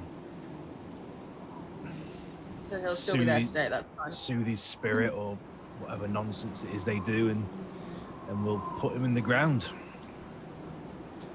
Also, when we were approaching the town, we saw a animal, sort of a few hundred feet away in the distance, or on the tree line, watching us. It seemed larger than usual. Is this common around here, or does that ring any bells? I mean, not really. Any animals we see around here, we normally send a load of arrows the other way and hope it keeps us fed and warm for a few days. So there's been no, like, sort of, you've not heard of any sightings of any larger than usual animals out there? Because it was noticeably too big for what it was. I mean, an ogre creature literally ransacked the town and killed our speaker 3 days ago. That's pretty large, I guess. No, I mean, the animal was physically larger than it should have been. I'm just asking if there have been any sightings of such things, of large animals around your town. Nothing I've heard. Like I say, if you this sight a deer, whether it's big or little, a few of the lads go out with the bows and try and get us a meal for the night. Okay, fair enough. No worries. I I'm really just should be gonna getting tend to- this. Really should be getting this stuff packed away and check on the fires if that's all right. Good to meet you folk, but got bits to be getting on with. Likewise. Thank you. Scurries off, dragging one of the cots behind him. Like to examine that body if it's still out there. Yeah, if you head back out, you can see now in the dim grey morning light this very old weathered stone table that is intricately carved and almost looks like faded paints or pigments have been rubbed within the kind of the engravings, and you can see this white kind of cloth shawl draped across a humanoid figure up on the table. I'm gonna pull the shawl back. Appears to be the body of a well-dressed, well-kept elven male with clean-shaven, with slicked back, almost jet black hair. Is it the same one that I did? Yes. So is he Yeah. elven or half elven? Sorry, half elven. The wounds on the chest, can I examine them closely to try and Make a work meta- out what weapon was used to make them? Make a medicine check. And also possibly the angle that he might have been, whether he was sort of faced on with his murderer or whether Make from the back. a medicine etc. check. No, I know, I'm Forensic just letting you know veil. what I'm looking for. I put my Bowie knife Nat 20, 22. Hey, well done. on a medicine check. Leon. That one. Really Oh, yeah. interested in these wounds. I was Just gonna a really fun- need them. Fill my mouth with a cookie, thinking that would take you longer. No, It I'm appears to doing it be. now. What a lovely invention. There seems to be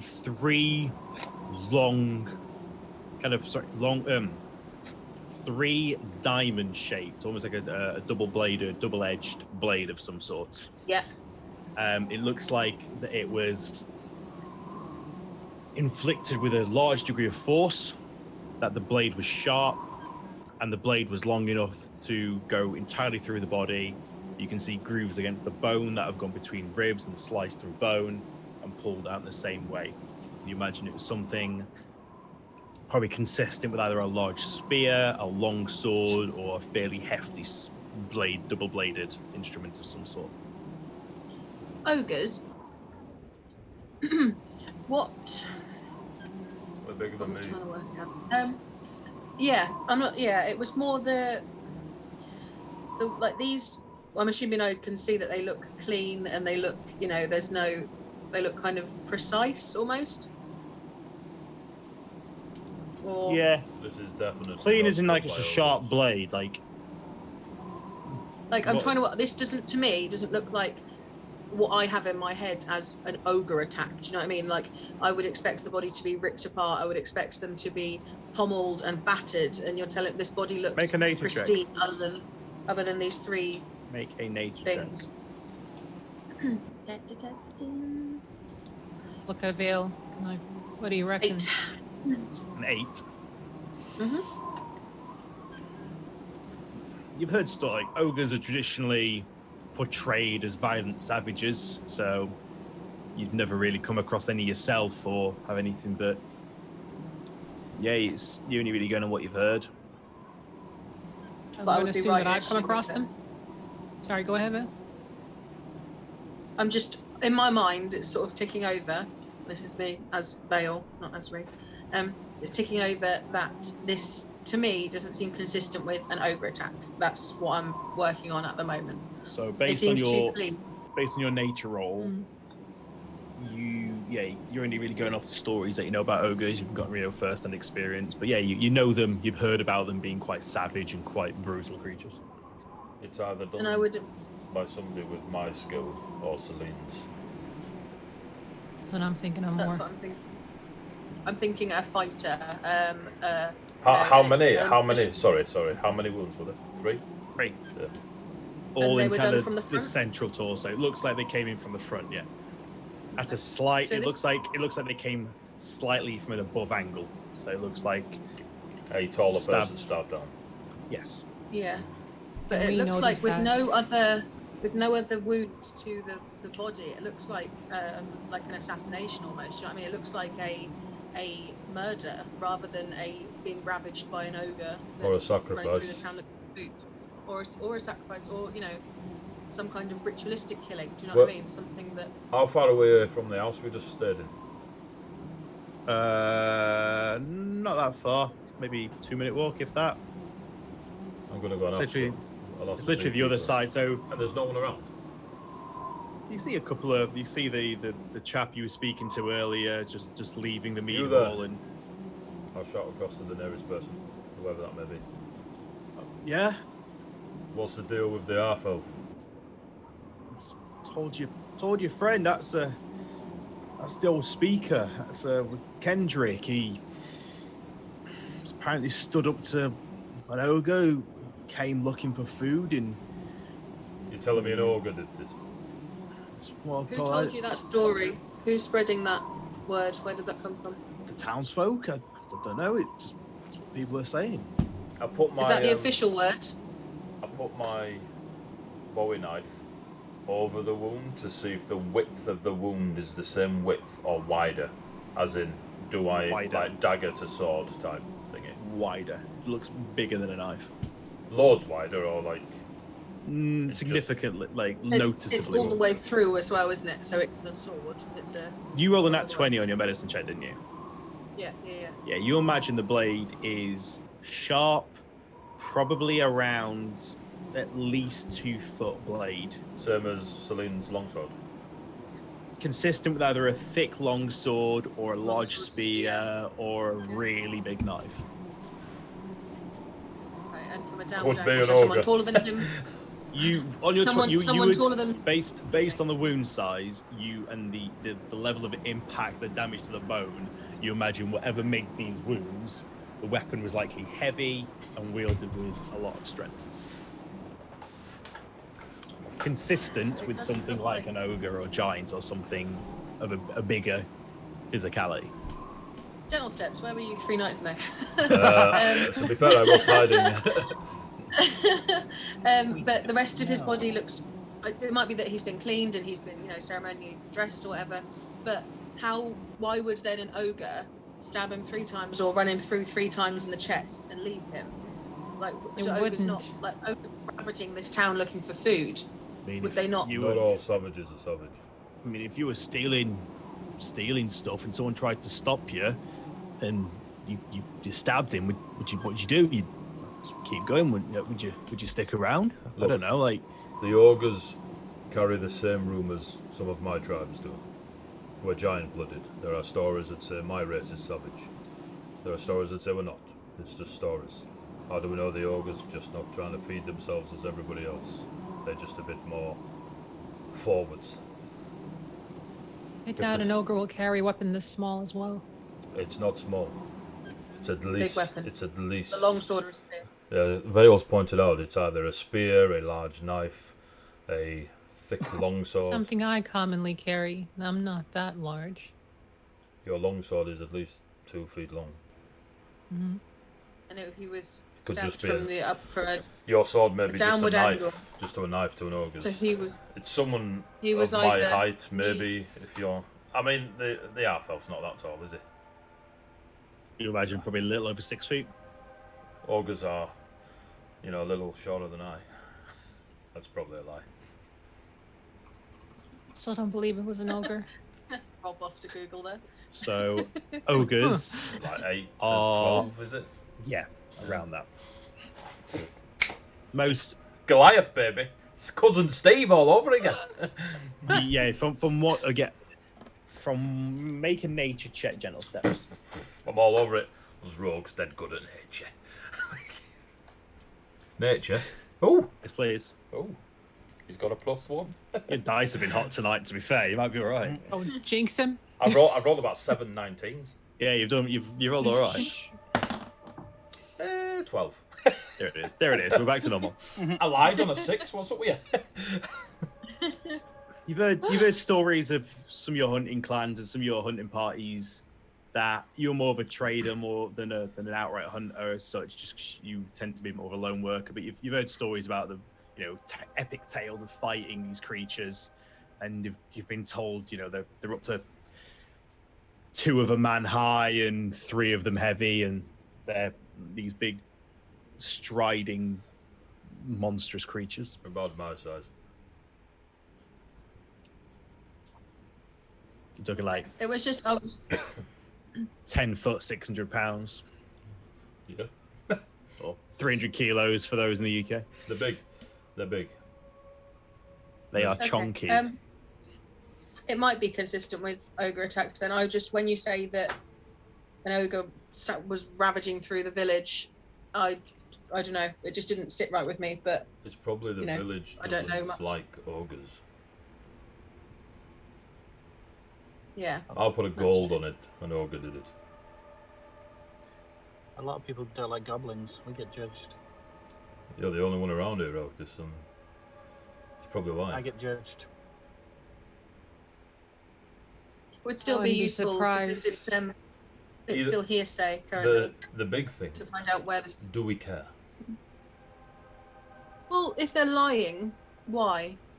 And also, if we could find someone that maybe witnessed it, these rumours have started from somewhere, and if no one witnessed it, we need someone that's This seen could the take a ogre. couple I'm of not days looking- of our attempt to get to the fortress. That's true. While you're having the conversation, 3 ogres turn up, not fuck at you. roll initiative. The big swordy. Blade just comes out of Gentle Steps' chest. You take Collects it out. Platoon. lots of No, damage. You hear I point at the long sword. you hear Olivessa's voice behind you. Liv? I see you've found your way to the shrine this morning. I trust the hall was suitable for your rest. It was indeed. It was perfect. And she kind of steps in front of you and pulls the shawl back over the face and kind of smooths the fabric down at the end. Kendrick was a brave man, but a fool in the end. Yeah. How so? We'd had sightings of these creatures. They've stolen from us before in better times. Pack animals and trade caravans and merchants claiming they'd been ambushed and their cargo stolen. But these days there's not as much travel, there's not as many things to take. It seems one of these creatures, braver than most, made its way to the hall, and the harvest this year has been low, and the only source of trade and what we can get trading with East Haven for the trout, and from what I understand, the last 3 casks we had were taken.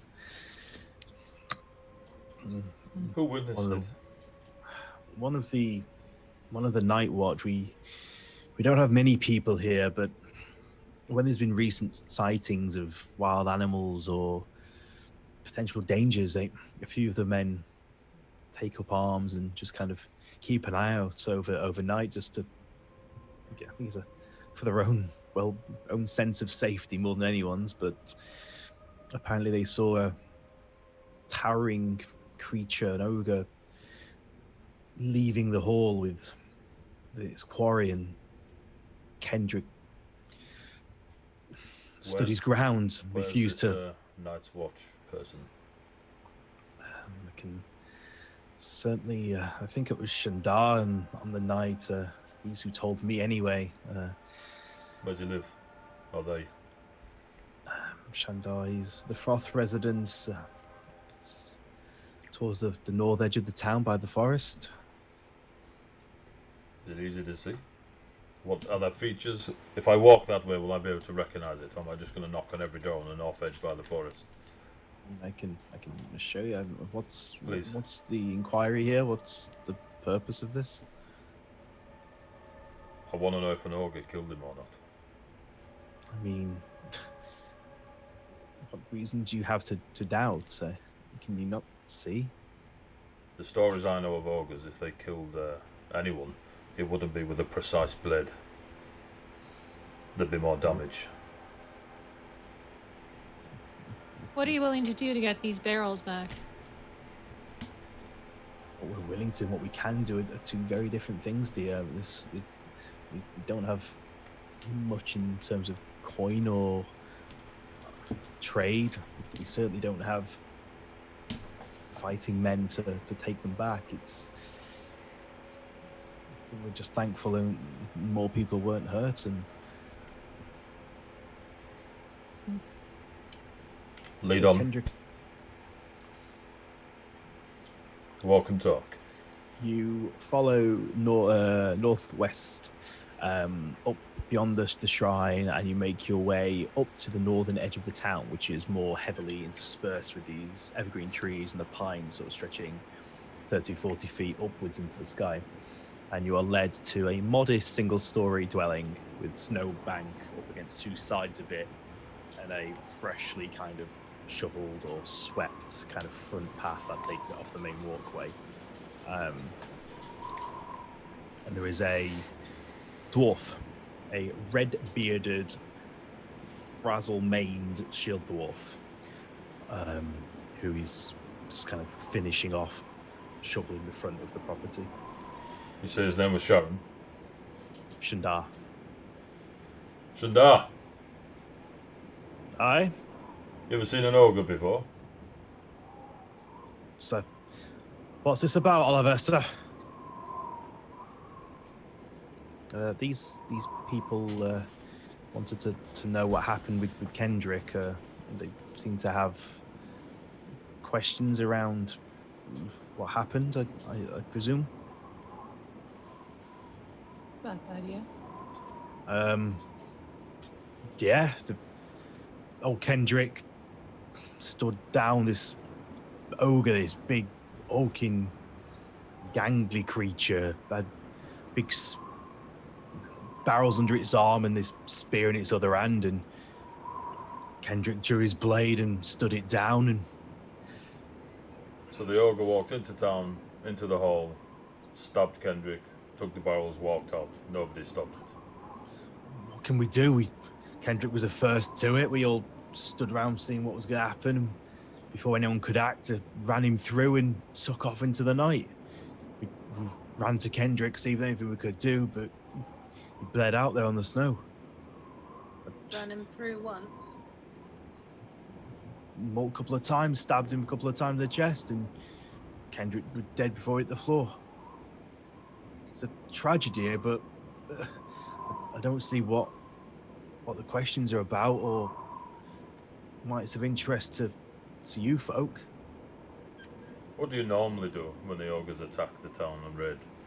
It's not a frequent occurrence, to be frank. Thankfully, it's the first time one's been brave enough to cross into the town proper. Usually we see them used to raid the lakes when there were fishing vessels on there before everything stopped, or caravans, grain stores, a few of the livestock. And Now that they've been successful once, I don't think it'll be the last time. They're just going to escalate. Do you have any plans in place on how to protect yourselves? Not really. I mean, Kendrick was the one who gave the orders round here. You know, he was the speaker, and Was Kendrick your most able fighter? he's a big man. I'm not sure if he was much of a fighter. He's not Never that really, big. never really seen him fight, to be honest. Other than, it's a few of the men seem to be able to handle themselves in a scrap, but I'm not sure what they'd be like if it came to a proper fight. Humor me this. The ogre that attacked. Was there something off about it than the other ones? I mean, I can't say I've seen many of them, miss, to be honest. It's the first one I've seen. What did it look like? Don't look at me. And he quickly looks away from gentle steps. I don't know. Did it have odd, deathly bluish skin or glowing eyes or anything that seemed? I mean, that's off? a bit weird, but no, it's just it looked a bit like, you or I, like just a big person, really. Like, there were no hair, but probably stood 2-3 times the height of a normal man. Just like a big person, this great big spear, and Nothing like I say, unusual about it. I won't say that. All right. I don't know what a normal ogre looks like, if I'm being honest. It's not really something Who is going to replace Speaker Kendrick? damned if I know. Are there options? Yeah, none of us are particularly happy with the options. That's the problem. I said it should be Olivessa here. She's got heritage going back to the founders of Goodmead, and she was pretty key in making the honeyed wine back when we were in big production. She makes the best casks in the town. But qualified for politics. I don't think any of us are particularly qualified for politics. It's just what keeps the town ticking. Who's the competition? Few of the men out there, a few of the loggers suggested I do it, but I'd be damned if I'm wanting a life in an office. It's not. I don't want to be making decisions. I came out here for an easy life, not having to run a town. Any other options? Anyone else put themselves forward? Anyone seem really keen for the job? Not really. I think most folk are just trying to keep food on the table for the families and battening down the hatches at night and making sure nothing harms them. So it's kind of at the moment, if there's no one looking out for the town and the townsfolk, it's what, every man for themselves? I mean, Everyone's just to board up the windows? I mean, no offence, miss, but it's only been a couple of days. He's not even buried yet. It's It's not like we've No, but the ogres aren't going to care about that. If anything, they're going to see the town being in disarray with no clear leadership as a prime opportunity to come back for the double tap, as it were. Do you think they're that? From what I understand, they're not the smartest creatures in the world. I'm not so sure if they appreciate the vulnerability of a town on its political standing. But you say this is the first time that they have been brave enough to come in to the town and steal something. Well, It's just going to escalate further now that they know that they've succeeded doing that. I think he'll raid again when they run out of whatever it is they took. I think you might be right, but what are we supposed to do? Like, we're just loggers and Nothing. You do you. beekeepers. We're gonna go have a conversation over there. You do you. You enjoy your bees, your politics. Thank you for showing me the way. Good luck with your voting. And then I'll just go stand like 30 feet away, assuming people followed. If they don't, I'll just stand Kind of patiently. mats down his wiry red hair and kind of goes back to bids farewell to keep some odd company, Olivessa. I'll give you that. I'll leave these folk in your care. You just call me odd. Queen's her and just say, thanks for the information. It's appreciated. It's all right. Keep safe and Likewise. he carries on shoveling. Follow gentle steps. Yeah, follow gentle steps. Put my head in my hands at these people. I'll walk next to Olivessa and just We shall sit and wait for the next ogre attack, and do that continuously until we have nothing left. Olivessa does follow you as well, by the way. She's still with you. I'm just walking with her, and I'll ask her, did you put your name in as well as one of the candidates? Say again, sorry? Or are you? Did you put? I'll ask her if she put her name in as well as one of the candidates. It's not really something you put your own name into. It's more people kind of put you forward, I guess, and make recommendations. There's a few of the elders who... The town's kind of split down the middle. You've got the people who work in the forest collecting the firewood that keeps the apiaries warm, and then the people who look after the brewing side and the bottling and the casking, and that's that kind of side of the town. It used to be we're in competition with East Haven over the river and the lake.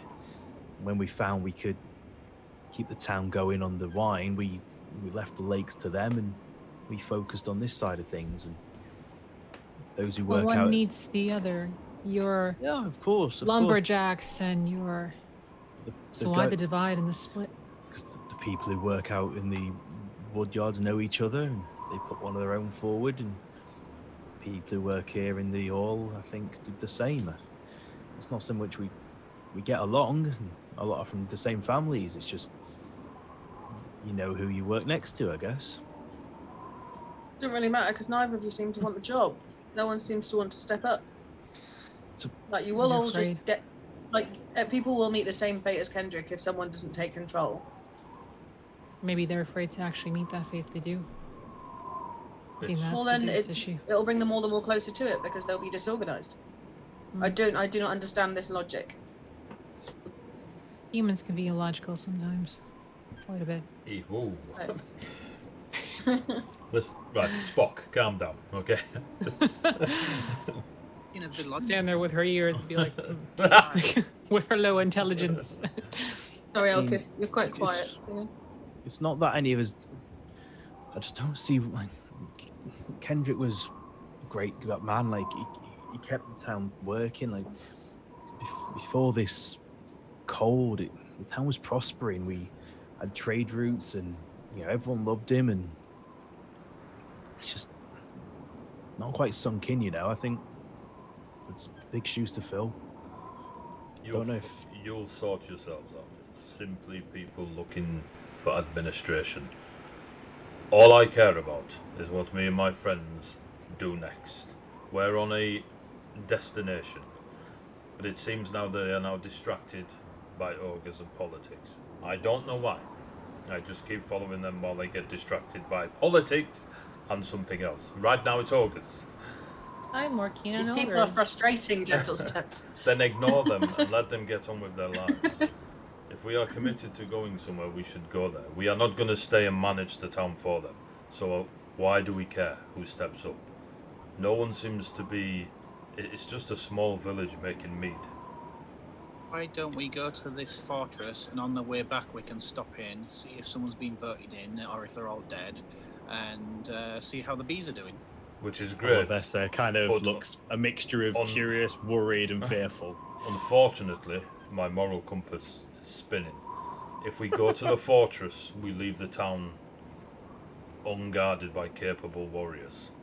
And if the ogres raid again, as Vale has suggested, which they will, we're going to be not here. So what I ask you is, do you want to go kill all the ogres and then go to the fortress so we can walk on knowing the town is safe dealing with honey politics and bees? Give one of the bees speaker, probably do it better.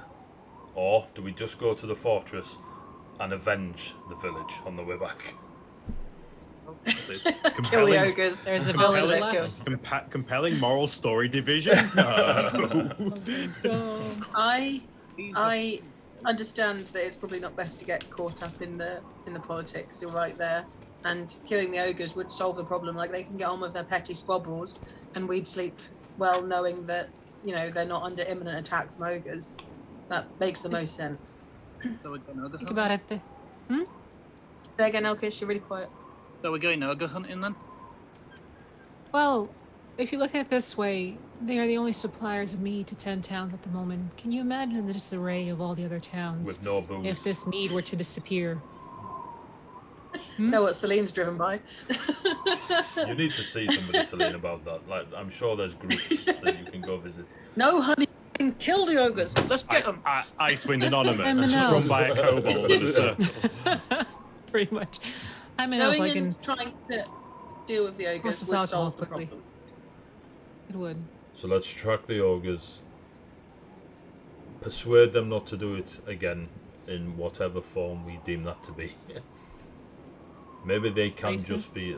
The last time we paused on dealing with something, we orphaned some yetis. So let's approach the ogres with either kill them all or talk to them. I don't not like a the mixture we in of that both. sentence. I was not involved. You were there. You shot arrows. I did not. Not at the mummy yeti. Just the I'm just dad. gonna stand by and be like, I'm out of this one. I try to stop everybody by telling the people stop. It's just nope. I can do my best at tracking the ogres if they're close by. We need to keep an eye out for that extra large polar bear as well. There might be something, you know, there might be more, etc. But yeah, I am for going ogre hunting. So we're off looking for ogres. If we leave the just town pass- to itself and everybody pass dies, Sorry, what happens to the bees? they all die. We need to save the bees. Okay, there we go. If we I kill went... the ogres, Go on. the bees will be safe. Because the people will be there to look after the bees. Let's go with Right. stop the ogres. They're still giant-blooded and still distant relatives. Save the bees, save the world. Let's go and see Cousin Steve. I'm Maybe. going to do my The best to track the anti-Mavis. ogres. So our next journey, Dungeon Master, is hunt some ogres. I just Hey, look, I don't make the decisions. I just contextualize your decision process. You deal I'm with going your to own walk out party into the your own way. wilderness and start banging pots and pans, shouting, ogres! I'm in your swamp. Bring out your dad. Yeah. I've got lots of things to steal. We've got a talking donkey. Flying talking dog. Rob, question. Here is a How small... much? So Gentle Steps is from the outer areas around there. Celine's from the outer areas elsewhere. How many times have I seen an ogre in my past? Make a nature check for me, please. Right. We're all Have dead I good at seen nature. ogres around Duggan's Hall? Duggan's Hall. Yeah, you Oh, live with three how do I have a -1 in nature? because you. Oh, but I are- rolled an 18, so that's a 17. What were you saying? Intelligence based, that's why. Are you using Sorry, digital? Yeah. Oh, you My chicken box is shit. behind me. I don't feel like getting it. You- I don't feel like getting yeah, them. Getting the box chicken. is right there. Scared of your own dice. So, Yes, maybe. what was it you were asking? Sorry, Salim. Big dice. How much does Celine, after all her years out in the plains and everything and traveling Look, around? you don't have to milk the because background. I've read it. You can just tell me what you want to know. How much does she know about ogres? Their their type, their height, their intelligence. Yeah. Blood type Earth. You're Best dice. you're aware there are multiple types of giant-blooded creatures. Not what every ogres is a bit of a catch-all term that probably doesn't do the divisions justice. There are clans of creatures that are kind of, as the folklore suggests, like they eat children, they bash everything with clubs, and they're super angry, and the almost fairy tale folklore ogres. But that isn't a true reflection of the whole species of different types, and that some of them are trappers, some of them have intelligence and cunning, some of them are opportunist, and you've not directly engaged them yourself, but you're definitely aware of an element of intelligence within certain subspecies of ogres. I figured as much. So that's why, like, the idea there is like 3 precise shots into that half-elf's chest were too precise and too clean. So I say we find these ogres. They're quote-unquote in fantasy world. Maybe there is. Now there is ogres. And let's go find them and see which clan they hail from. You ever hunted a boar? Yes. Or hunted bears, boars. You larger. strike clean, yes? Why? You strike clean when you hunt. Depends which one is hunting. Definitely not a boar. Those things are just zippy. You're But not a very good hunter. My point being, the precision of the strike is irrelevant to the deliverer. They are skilled. Everyone who can wield weapon, whether it be hunting or against an opponent, can strike clean. The swing of a club, the stab of a spear, the fire of a bow, they strike clean. depends on the movement of the boar and everything. Could be aiming for a clean strike and mangle up. I'm putting anything. in my bed up to 5 gold. It's an ogre. Could be an Let's go ogre, and yeah. find them. It depends on which clan. I like to think that when I fight, I strike clean. You are the With your cleanest hammer? striker of us all, Elkis. They She has will. no comment. She just yes, except for that one time. What is the plan, parting? Scent ranger, Hands. after tracks in snow, kill ogre, level up. I'm Ranger goes out into trees, finds lad, gives him a clip round ear, and jobs are Set good. elven fighter on ogres, rogue and stealthy stuff, paladin smite them. Roll dice, go home, get beers. We're all right. Need to be Warlock. Cover 200 miles in 30 seconds then, Jesus. Great. If We need a only. montage. An ogre Over montage. montage. Right. Seriously, what's the action? What's the plan? What's the plan? That's serious. That's the plan. Just That really That is short. that was Yeah. the plan. Oh, okay. Shit the We bed. hunt. Bale's gonna track the ogre. She'll Olivessa kind of. What you going after them? Yeah, don't worry yourself. Yeah, we're gonna go get them. Do you have any information about where they are in terms of us finding them? We're gonna go and get them when you tell us where they are. Yeah. Do you have any information about where, like, do we go out? Do we go right, left? Like, there are hundreds of miles here. Where are we going? Some of the loggers found odd tracks and things around the edges of the forest. Like, a creature ran that way. I don't know really. There's patches of trees all over here. I mean, I don't know where to suggest, to be honest. The ogres live in No, trees. Fine. Trees is a good place to start. Forest is No, good shelter for those that live out in the wild. Let's try the forests. So not up in the Nope. trees. Probably not. Treehouse ogres. Ogres above is a horrible idea. Worse than none. Death from above. Just it's just an ogre in a ghillie suit. Just in a tree. It is the tree. The tree is just Gilly swinging suit. over. It's just leaning over. It's a trial of the forest. I assume you'll be able to definitely determine an ogre's walked past. Okay. So. We head to the forest. Okay. I'll wipe the tear away as I stare at, Blight, Frost, Death, volcanic fortress on the map. There's always tomorrow, gentle steps. There's always tomorrow. Tomorrow's a new day. There goes my hero. So you head out on the fresh snow northward out of Goodmead. You Northwest, yeah. Just in that forest. yes, northwest out. You head out up on the trees, and Oh, the yeah.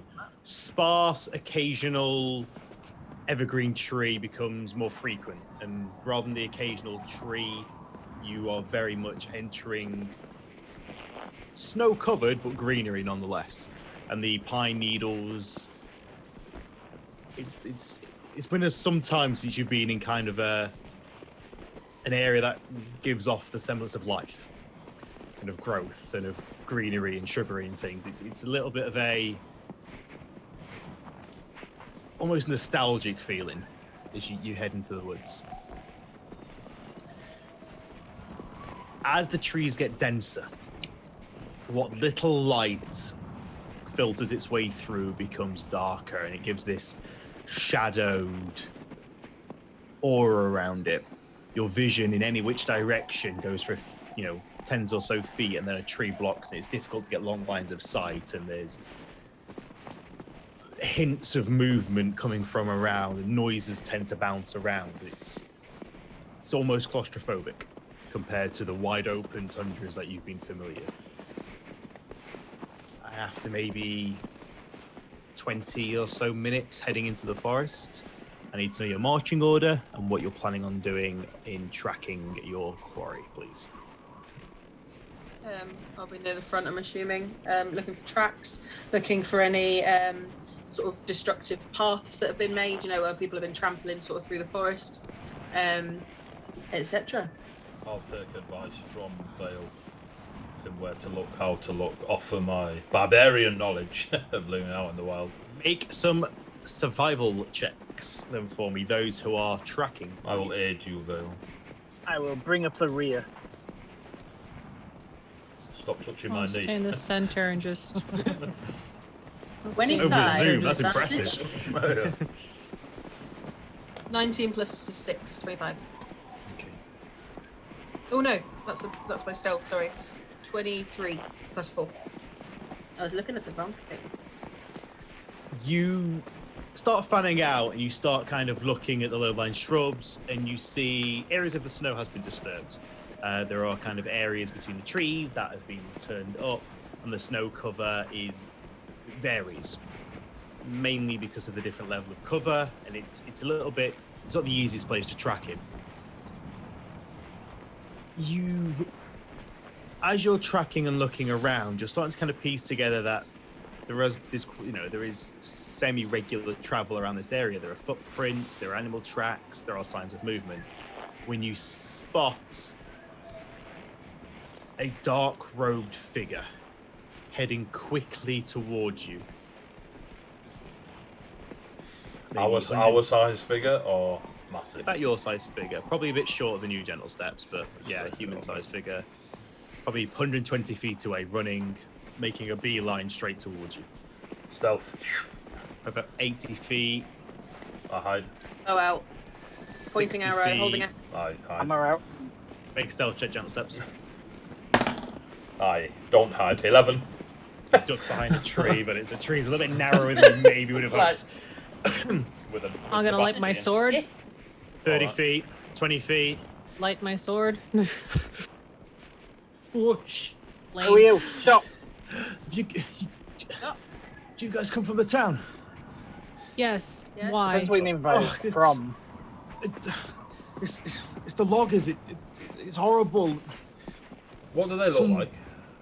I know you said There dark is- robe, but do they look They're like a lumberjacky logger villager, or do they? They do not appear to be armored or armed. There is a felling axe in one arm, and they're in cold weather clothing. Are they wearing plaid? Yeah. Red and black. Yeah. Just Yeah. tartan. That's a lumberjack. Yep. I Oh, have Canada. at least 2 of those shirts. It's the loggers up ahead. I'm one of the trappers of the town, and he holds up a metal ring with a couple of gnarly looking What about bear the loggers? traps. Get to the point. that What about the proves it. loggers? I went to check on it. Something's happened to him. Attack? They've been stamped. Dead? They're dead. There's blood everywhere. I went to change the traps and check, and Just take us to them We now. don't care about Now. that. Let's go. I'm not Come going on. back there. You're mad. You guys Yes, you You're are. safe with us. We'll Don't Move. grab him by the arm. I'll let him go. He's, He's not, he's He's only gonna gonna. die. He's going to Yeah. die. If Let he him comes let him with go. us. We know where we're going. Fine. She'll throw him off. I'm Where? not go- but it's a Which direction? Point. Point up that way. We've just come from Fine. 10 minutes that She'll way. Ignore You know- listening to him and spin around and fly that way.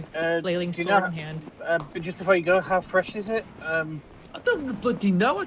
I saw him and took off. I'm not sticking around. Let's go. Don't die. Just scream back to them. Screw it. Just Gonna- come on. I'm gonna run, but I'm gonna shout behind me. You're more likely to die if you're on your own, and then just sprint off. You just see him kind of. He looks like he takes a couple of Touche. deep breaths and just carries on running. Takes an arrow straight to the face. Ah, fuck. To the knee. Should have brought him with us. Okay. So Let's go. you find it pretty easy to follow his tracks. They're fresh and they're not covered and they're quite haphazardous. And you follow them. You guys running or walking? Sorry. Running. Running. Running. About 5 minutes, maybe pushing into 10, as the kind of your lungs stop. You start feeling that okay, this is you do come into a clearing deep in the woods, amongst these snow-covered pines. You discover a fairly harrowing scene. There is what appear to be the remains of 5 of the townsfolk of Goodmead, who look like they have been violently beaten to death. New fallen snow has just started to drift through the trees and has began dusting the bodies, but there are sprays of blood across the snow. There is signs of struggle. There are snapped branches, and there's just stillness within this clearing. I'll turn to Vale. I'm gonna have my eyes straight out to the trees, looking like around the edges of the clearing. Tracks. Yeah. Vale, can you see any tracks? Anything? Looking. Make a survival check for me.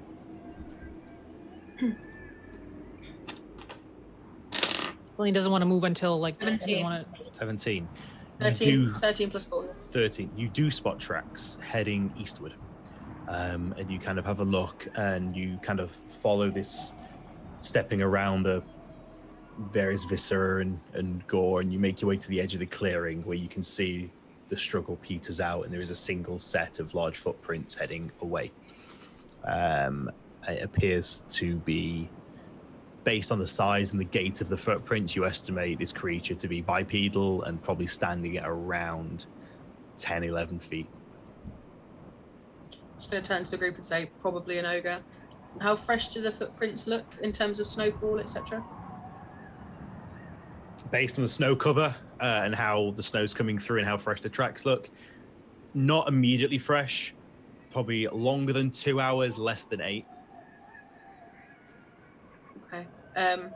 It's at least a couple of hours. You get the feeling I it can was track either them.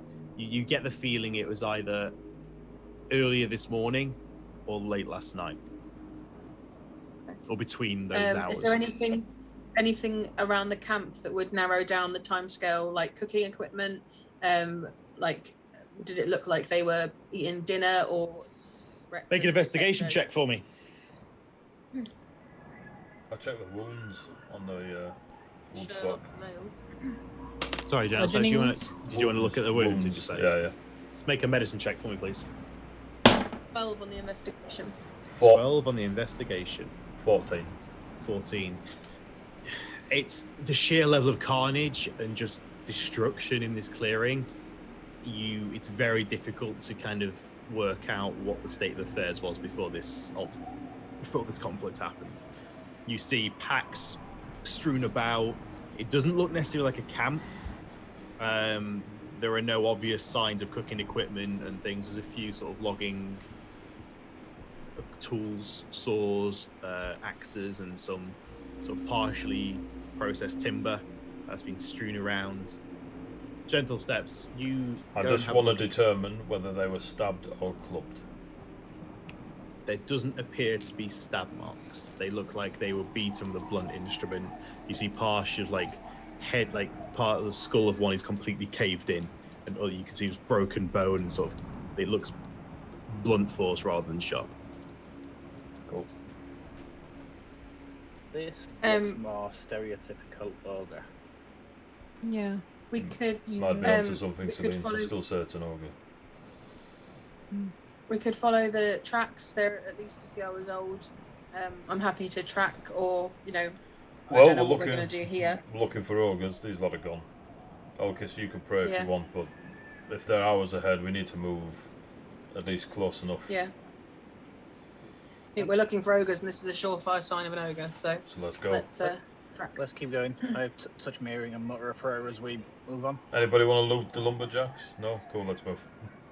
No. We can On the way look back, when- maybe. We can look when we get back, I guess. No. Sort it out, So but you let's guys go. turn your back on this scene and begin following the tracks into the woods deeper still. That sense of claustrophobia and darkness creeping in. The tracks aren't difficult to follow. They are singular, and in this area of the woods, it seems to be the only source of disturbance and movement. It takes you maybe 3.5 hours of travel. Before too long, the trees start thinning out once more. And you see in front of you a rocky outcrop jutting out from amongst the trees. And the trail culminates at kind of the rocky hillside with pines growing around its base and a few of them sprouting out across the outcrop where they can find space. Set into the hill are 3 cave entrances. From the west hand, the left hand or westerly side is a frozen creek winding amongst rocks and undergrowth, frozen solid, with a low hanging mouth sitting low off the ground of this entrance.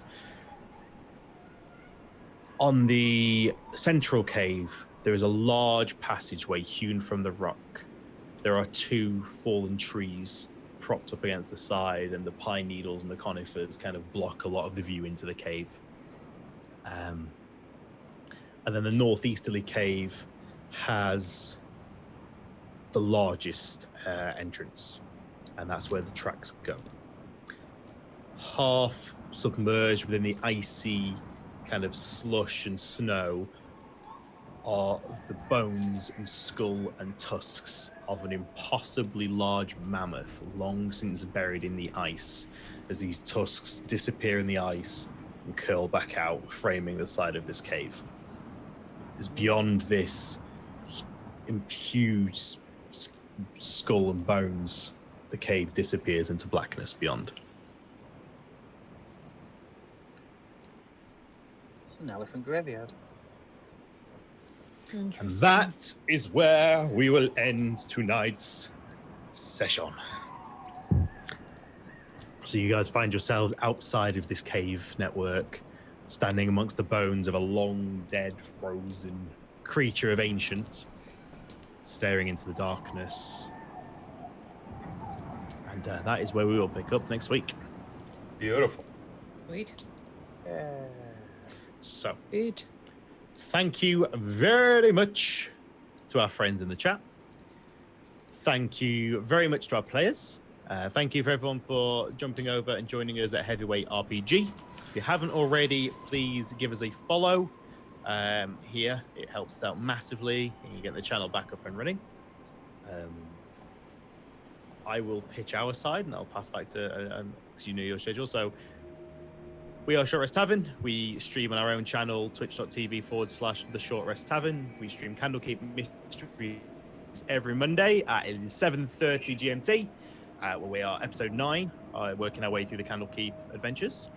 We replace Lovely Heavy with Lauren, and we continue with that campaign.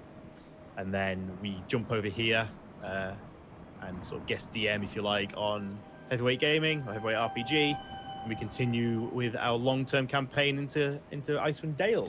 This has been episode 21, and set ourselves up for a good little cave exploration next week. So Are we Lunky, yes. Are we fortnightly or are we weekly? We are. So we aren't here next week, but we will be back the week after. So if you do want to please do tune into the next one. That'll be the 25th in a fortnight's time, as we head into the caves and see what's going on. Again, please follow on social media, both the Short Rest Tavern and Heavyweight Gaming. We have got a combined adventure coming up on the 24th of July. On 24th of July, we are joining forces, as it were, where I'm stepping down from the DM screen and Mr. Heavy is taking the Short Rest Tavern to a one-shot in the homebrew world of Colossus, where I'll be joining the party as a character for the first time, and we're making a good little full Short Rest party of 6 as we work our way through whatever delights Heavy has put together for us, all in aid of a good cause that is helping McIntyre Charity find support for youngsters with autism, basically supporting through there. If you want to see more, check their website out for all the good work they do. We're going to be raising some money for that cause over that 24-hour period. Yeah, if you want to see more about what we're up to, we're where back you on can Monday. possibly win a copy of Van Bryan's Ravenloft Guide. Can Van indeed. Halen's. That's what I said. Van Halen's Guide to Ravenloft. That's a campaign I would run. the hair metal version, the 80s hair metal version of Ravenloft. It's just basically a Motley Crue tour. That's the campaign. Everyone has lush hair. They drink too much. That's pretty much me. Hey. Me 5 years ago. But yeah, you can fund Short Rest Tavern if you want to join us on our Candlekeep campaign. Join us on Monday. Heavyweight Gaming has got bits and pieces going on. You have your Call to Stone campaign on Tuesdays, is it? Nope. It's our Fables Among Titans. That's the one. So check us out. Titans. So Sundays, Dice of the Older run on our channel, and they run their homebrew Chronicles of Needham, DnD5e. Really cool, really cool. Very high fantasy, the ancient world, as it were. There's a lot of old Albion stuff and European stuff that's been high fantasized, and Rich is a shit-hot dungeon master at converting that into his own DnD5e homebrew, and unbelievable switching NPC character accents, etc. Go check out them on a Sunday, Dice of the Beholder. Tuesday I do mine, homebrew in the world of Colossus. Thursdays every fortnight we do our Carbon 2185, which is basically Cyberpunk 5e. It's really cool. Go check out Dragon Turtle Games. They do Cyberpunk. It's called Carbon 2185. Really cool. And then we're back to fortnightly Fridays for this beautiful bastards. Over the next 6 weeks, I'll be doing some ad hoc streams regarding world building of Colossus. We are slowly putting together our first Kickstarter. There'll be more announcements on that, but we're putting all the admin together, and we're going to generate a source book for one of the nations in Colossus. More for that. And the charity, we've currently got D&D Beyond throwing in 2 copies of Van Richten's Rickton. Always get it wrong. Guide to Ravenloft. Some dice from Blink Dog Dice. Some mystery bags and stuff from Bardic Inspiration UK. And Loki Battle Mats are throwing in a big book of maps and a giant book of maps. To have a shot at winning them, it's £5 to go. You donate £5, you get put in a hat. please put on your donation what you are trying to go in for. So if you want to put £10 towards some dice, £10 towards one of the Ravenloft books, then you get 2 in that hat, 2 in the other hat. Please let me know, otherwise I don't know, and you know, I can't assign you where you need to go. Other than that, I'll be shouting out more about this as we go forwards. Thank you very much for those that have followed throughout today. We've had An Unknown Ranger, who I believe has come over. Thank you very much. Dark Omen 66, Fire King Fox 8888, Thornless Rose, thank you very much. And I forgot to say thank you to Lucy Rosa yesterday. So thank you very much for the follows, and hopefully we'll get back up to our lofty heights of 600 plus. But yes, other than that, thank you very much, everyone. Love the campaign. We're well established now. 21 episodes in. I was probably pushing around 60 hours worth of campaigning. And yeah, the party's moral compass, getting them into trouble and distracted once again. Cool. So for now, see you guys next week if there's nothing else. Say bye-bye. No, that's it. Good. Bye-bye. Bye-bye. Bye-bye. Take care, everyone. We'll see you next time. Bye-bye. Bye.